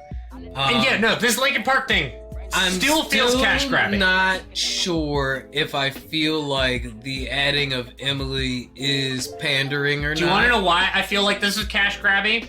Nowhere did I see anything about Linkin Park live shows. They did a closed show to record that video. That's kind of how I feel about Oasis. Oasis isn't putting out new music, they're just going on tour again. Yeah, and Oasis, they would never record new music. Those two really fucking hate each other. This is that tour is definitely a show up and play the fucking chords tour. I agree with you, but I'm still also, that doesn't answer my question as to like what's the point then? Obviously other than the money. Right. So it feels to me like there is more purpose in the Linkin Park continuation than there is like Oasis. Meanwhile, Oasis had no build-up. It was literally a graphic release. Like, I'm sure that was released as soon as Noel and Liam signed the papers in separate locations. Meanwhile, you have Sade returning, right, with a LGBT ally album in support of her trans son. I think the album is even called like Transa, and all the profits from the album are supposed to go to the proceeds for LGBTQ awareness and trans awareness and trans support and stuff like that. And this is the first time in I think 6 years that Sade has released a single, right? So we do have this resurgence of returning musicians, and the only one of them releasing new music. Well, I guess we'll probably see new music from Linkin Park with Emily Armstrong, but the only one so far that is releasing new music is Sade. 6 months from now, after the tour is over, I'm gonna look at all those Linkin Park fans and say, so what song are you putting on first, huh? You really digging your heels in? Is it crawling? Is it numb? It is, isn't it? Is it worth it? Was it worth it? The reunion tours? Did I put enough work in? Was it worth it? Accepting all of that money from Russia? Oh, man. Let's talk about it. We've been just literally this entire skit, this entire segment should just have the Curb music underneath. Because if that's not what's playing in y'all's head constantly. Like, literally. But, as we talked about earlier, MAGA has their heels firmly dug in that I don't think this story will actually make any significant headway. Tim Pool is Russian, unfortunately. Man. Was it Dave Rubin? Dude, a bunch of right-wing grifter podcast. I just want to say, if I logged onto the Patreon and saw a random $100,000 donation... Oh, I'm spreading that Russian propaganda, baby. What do you mean? I am at least going... Tied? Wait a second, what happened here? Tied. You can Venmo me. No, for real though. Like, it's... No, we're both too smart to be like, where did this $100,000 come from? Bro, the projection writes it. Like, we would be the people that, like, if we didn't ask questions, we'd be the type of people taking shit out of the ATM with a Chase card. The projection could not be any more comical, baby, because how many times do they look us in the face and they say, Russia, Russia, Russia? And we go...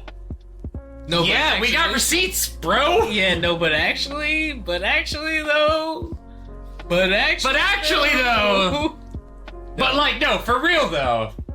But for real though, like it turns out that a lot of your favorite red-pilled podcasters have been allegedly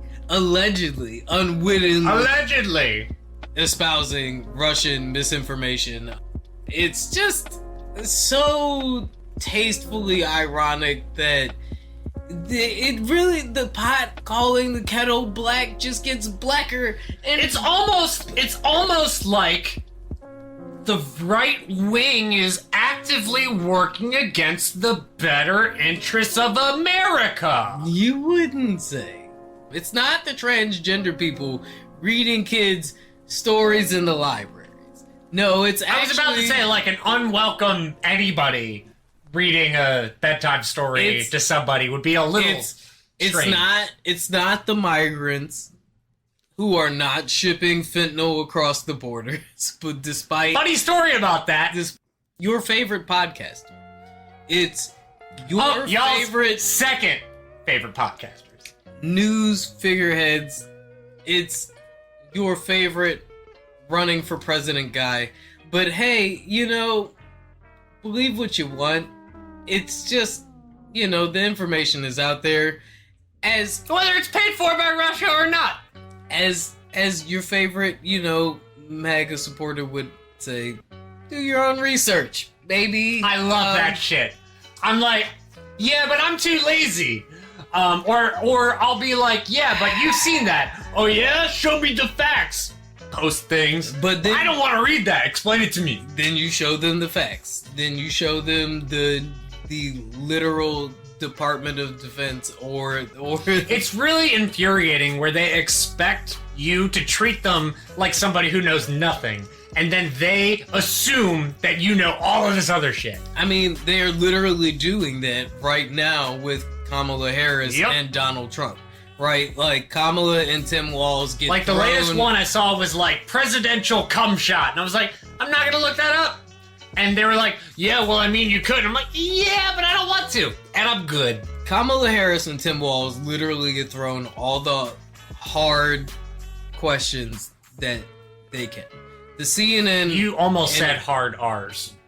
No, I was gonna say. She gets thrown a lot of hard R's. I was gonna say hardball. No, because they don't think she's black. They think she's Indian and that she's cosplaying a black woman. Which is even wilder, right? We are at a point where they are looking to attack Kamala Harris from any angle that they possibly can. That Jesse Waters is literally stumbling over himself, trying to say the most offensive thing he possibly can about Kamala Harris. While still being able to go, I was joking! JD Vance said the same shit.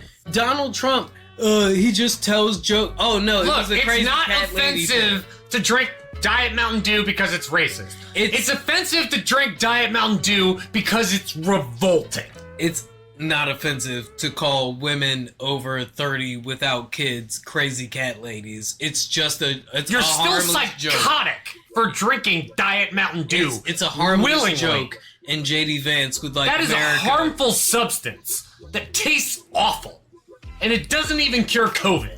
And JD Vance would like America to be able to joke again, but they literally make fun of the way Kamala Harris laughs. Yep. Right? Like, And say that Donald is better looking than her.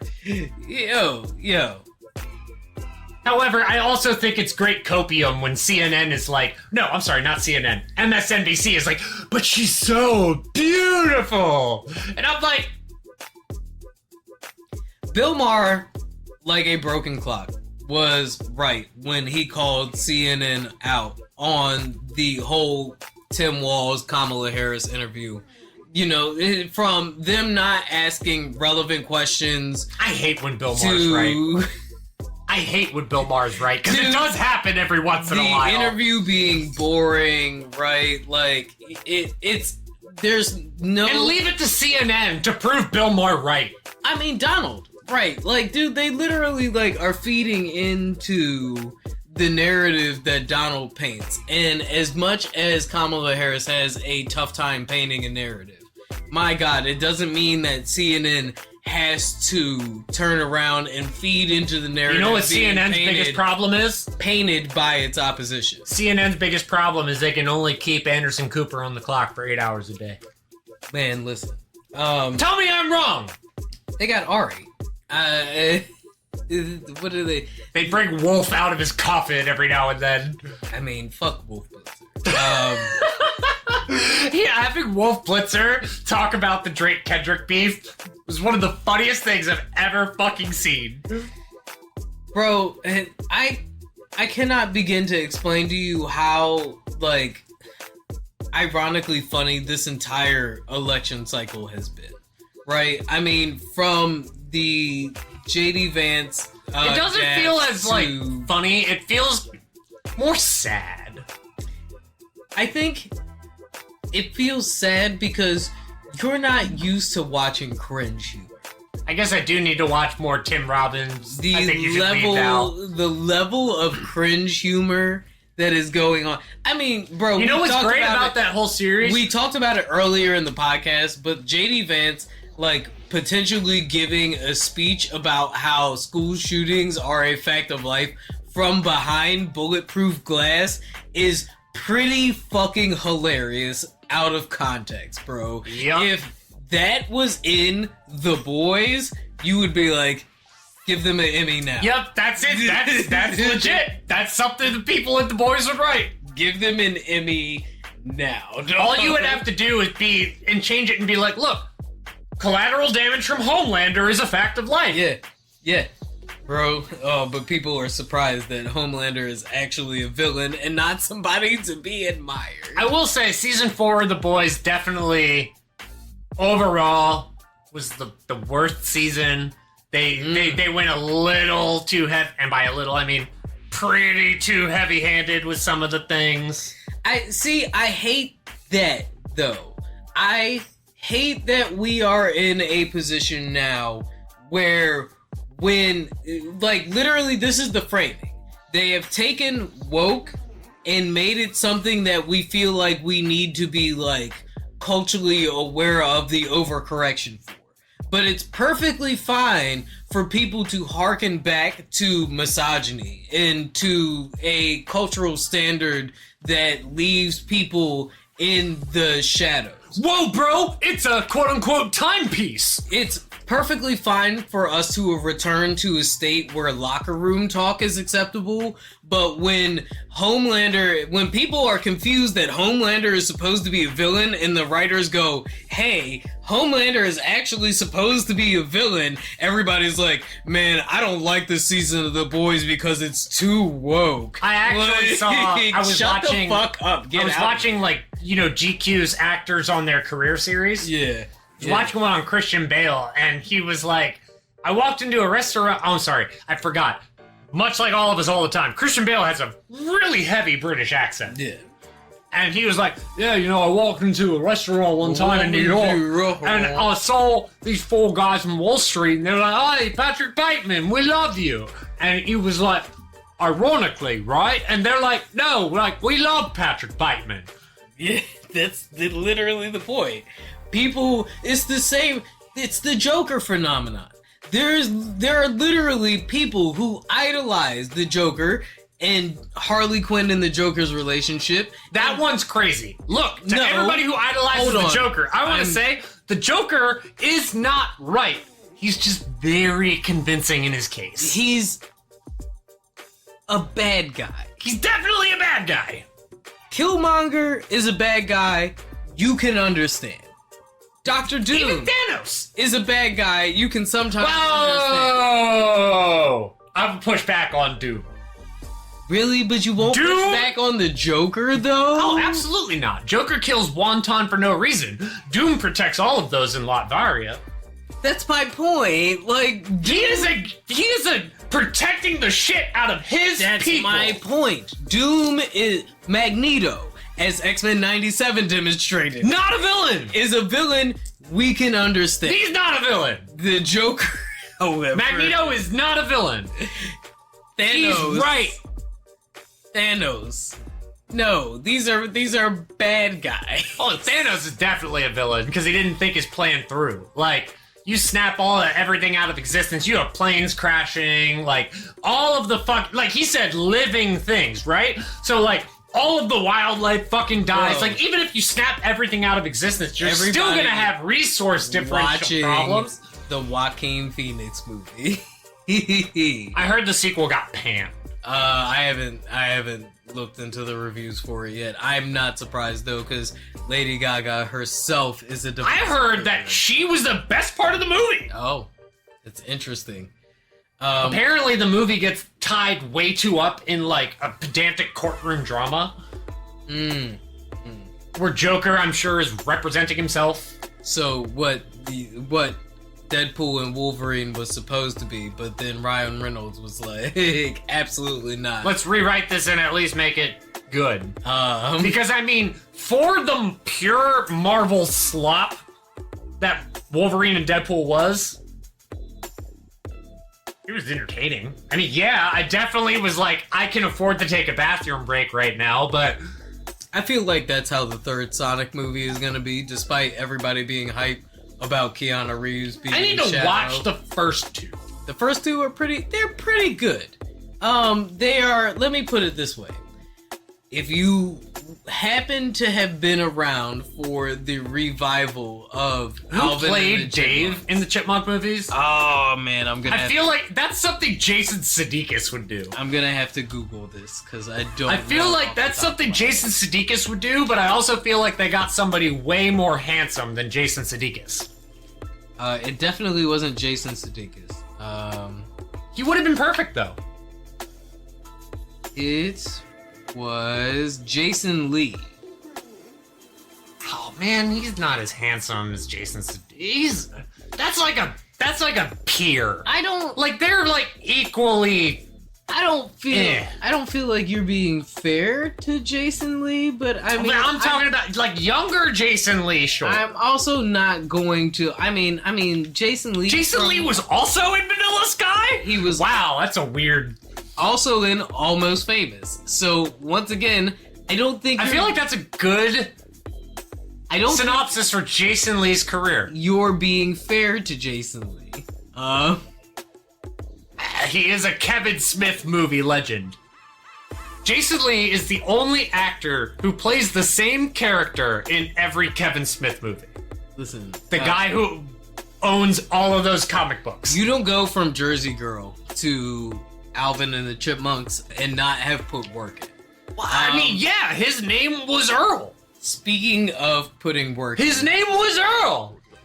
Speaking of putting work in Florida, as we know, is always a cultural staple and always a good source of headlines. And as we round out today's episode, I think it's good to finish on A good old staple bit. Because Weird headlines happen from all around the world, and not just Florida. It just so happens to happen more often and not in Florida. And this week, we are going to play Florida versus everybody. Look, up in the sky, it's a bird. It's a plane! It's Florida man's. Making this the most Florida story of the week. You ready, Doc? Oh, I'm ready. I'm always ready for a little Florida versus everybody. A celebrity Russian spy whale spotted with harness found dead in Norwegian waters. Damn it, in waters. A celebrity and a Russian spy whale? A celebrity Russian spy whale spotted with harness found dead in waters. Oh, was this the beluga whale that was like from Yes, 2016? this is the white beluga whale named Tvaldimir. Oh man, and they found it dead in the. Oh wow. So you were going to say this is not Florida? So it got burn notice. No, obviously not. Obviously not. This is Norway. Yeah, it got so Voldemir got its burn notice. Tvaldimir. Voldemir got its burn notice. Hval is Norwegian for whale and Vladimir for Putin. Vladimir. Yeah. So Putin's whale. Yeah, Finally Putin's whale. got its burn notice. That's sad. Apparently, this whale was like super friendly, and then it was actually like murdered. Yeah. Like somebody murdered this whale. That's what I mean by burn notice. Have you not seen burn notice? Yes, I've seen Burn Notice. I'm a big fan. It's personally my favorite Bruce Campbell role. Really? Yeah, he's hilarious. Wow. That's why I always use the pseudonym. Oh, okay. Well, yeah, no, this is pretty sad. Das Vidanias, comrade. It's a defector. We don't want to call him Russian. Is he a defector, though? Or was he just He was doing pretty chill with the Norwegian. his duty until he was pretty chill with the Norwegians. It's sad. It's sad. Man leads tree army in defense of city's trees. It's definitely not in Florida. It is not in Florida. This sounds like it's in the Northwest somewhere. This is in Mexico. Oh. El Comandante Hernandez leads tree army in defense of Mexico City's trees. Damn. Shout out to Mexico City. Yeah, no, I watched a YouTube video just recently about how the layout of trees in urban spaces can help especially reduce like surface temperatures from streets and things like that, and how a lot of that is tied to redlining and things of that nature. I wish I could give you more information, but I printed the wrong part of the article. Hey, it happens. Plant more trees though. We could definitely use it not just in the rainforest, but like everywhere. Suburbs without trees are particularly ugly places to be. Whistleblower says he was fired for leaking plans to build golf courses in state parks. I'm gonna go ahead and say this one is Florida. This is Florida. I'm 3 for 3 today, baby. A former state employee who said he leaked information about the plans to build golf courses and hotels in Florida state As parks if has apparently Florida been needs fired. more golf courses. No, clearly what Florida needs is more iguanas and less golf courses. I just happened to be a guy in the middle of all this, and the clock was ticking, and I figured someone has to step up to the plate and stop the madness, the whistleblower reported. He worked as a cartographer for the Florida Department of Environmental Protection, said he was directed to draw up conceptual maps for the proposals to build golf courses, pickleball courts, 350-room hotels at more than 9 state parks from Miami to the Panhandle. Damn. From the rudest city in America to the most sundowniest place in sight. No, it's probably... I was drawing the golf course polygons and putting a point down where the hotel was to go in Anastasia State Park near St. Augustine, and I was already disgusted. but it just kept getting worse and worse. What I was mapping out here is too bad and too egregious. I cannot take this anymore. Damn.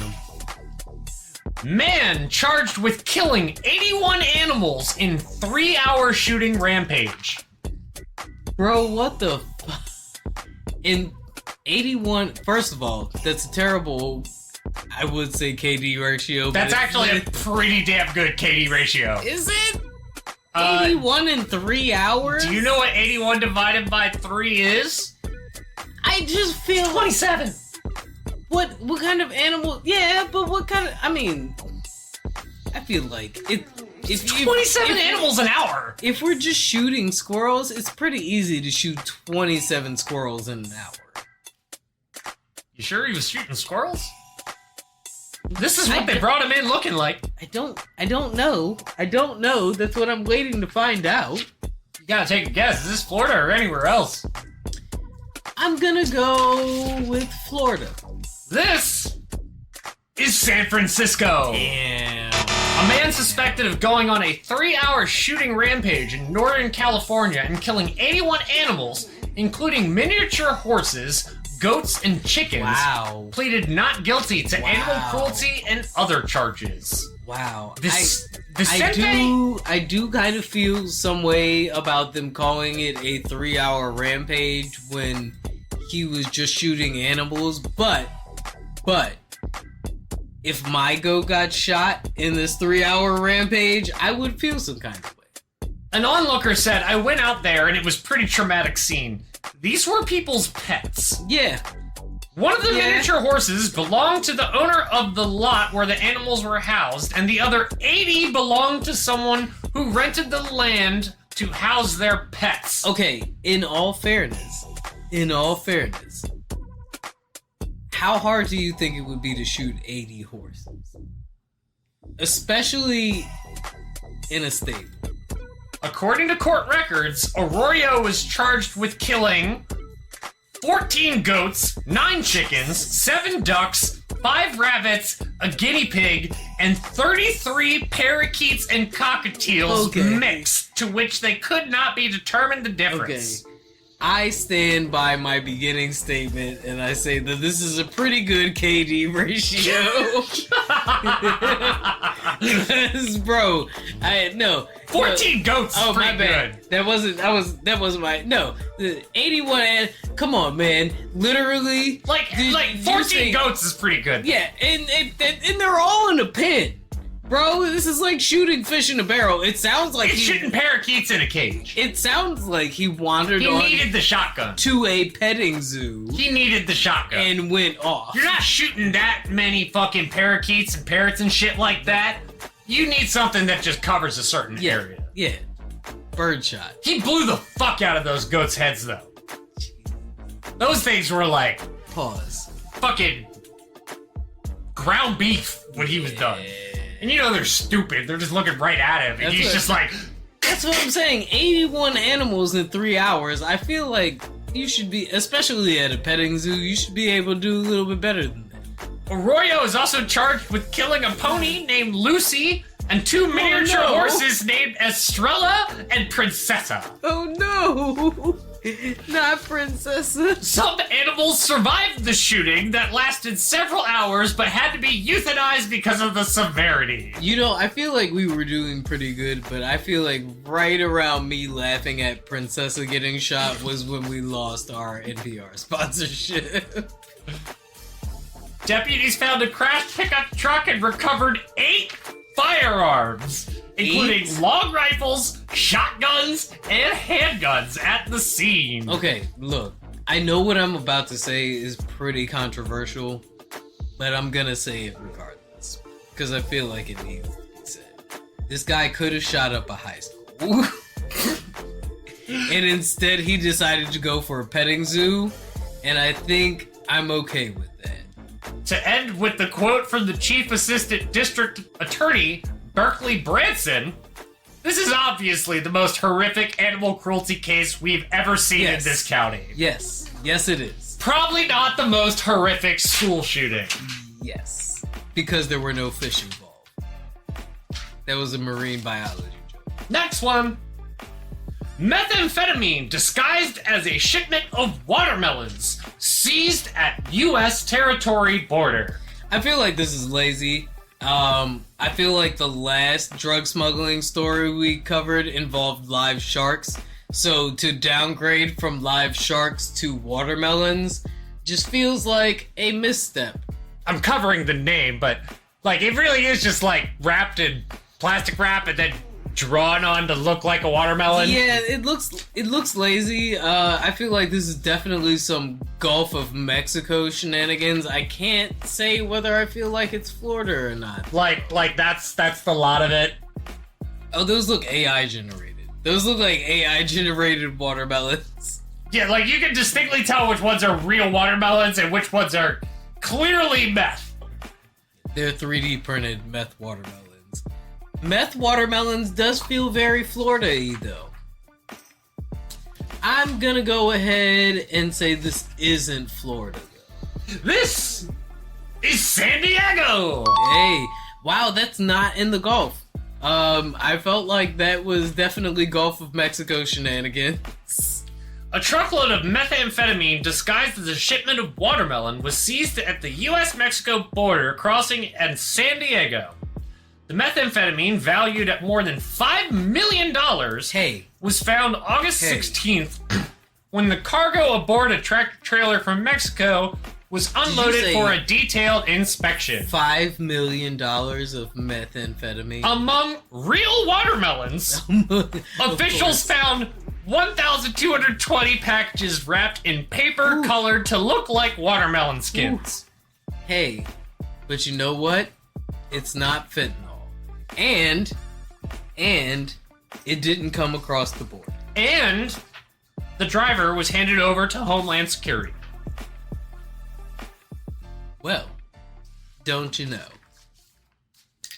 Last one. County's plan to turn historic ship into the world's largest artificial reef has hit a snag. Ooh. This is interesting because it could be Florida. Could be North Carolina. Could be anywhere on the coast of anywhere. Anywhere. I'm gonna go ahead and say this is not Florida. This is Florida!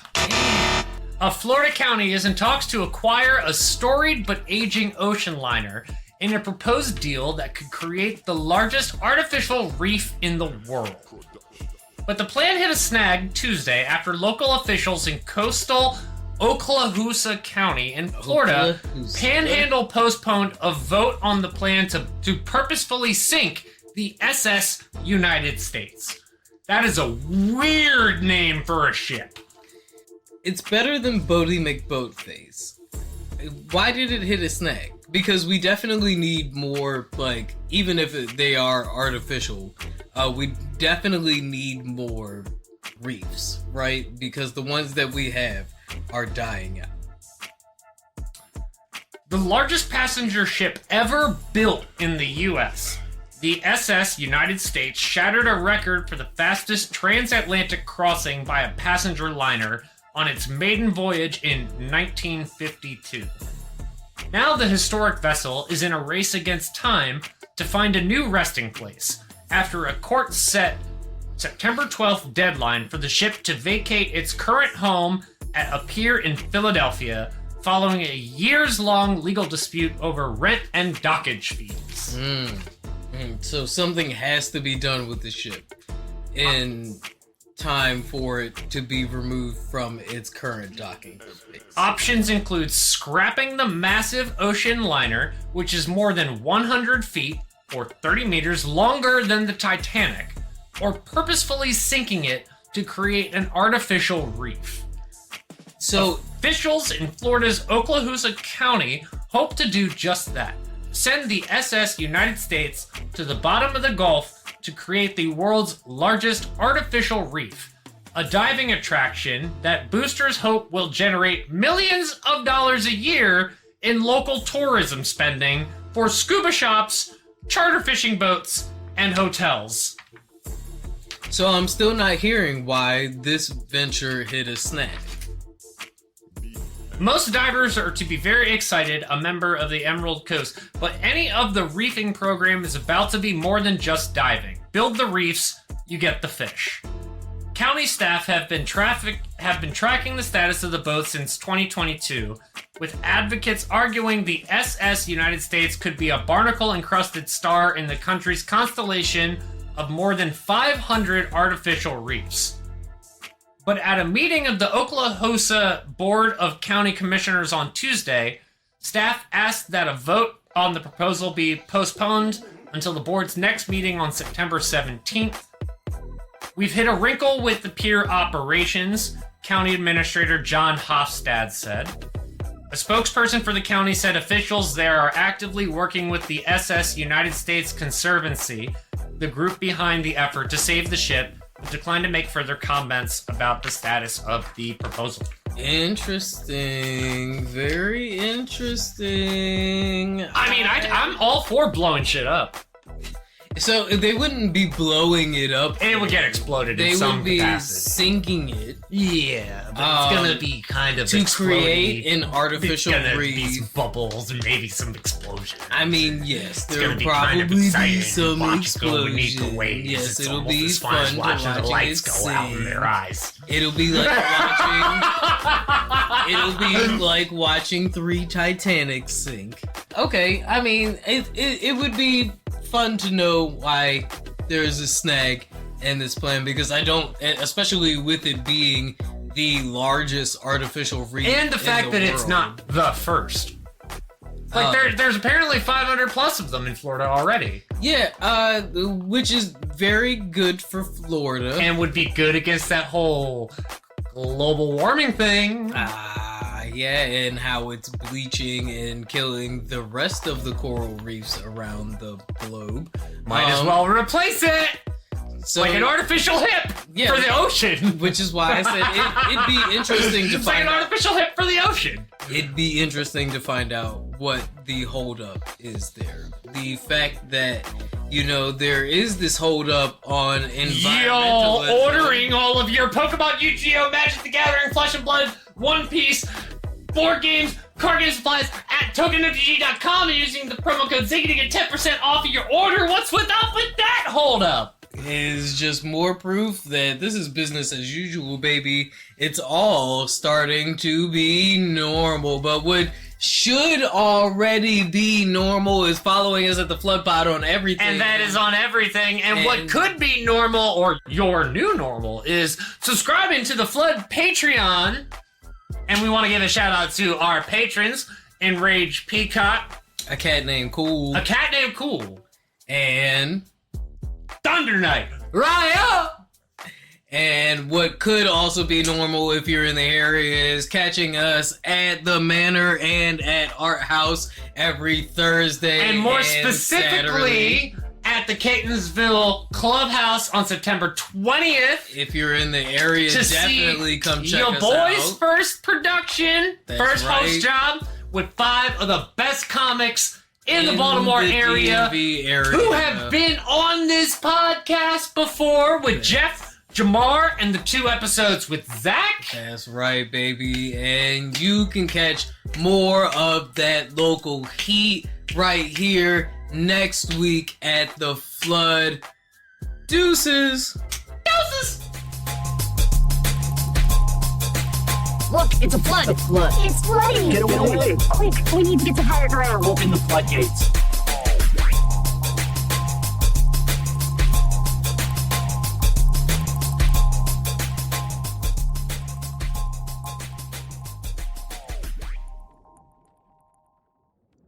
Wait, why can't we talk about Black Summer?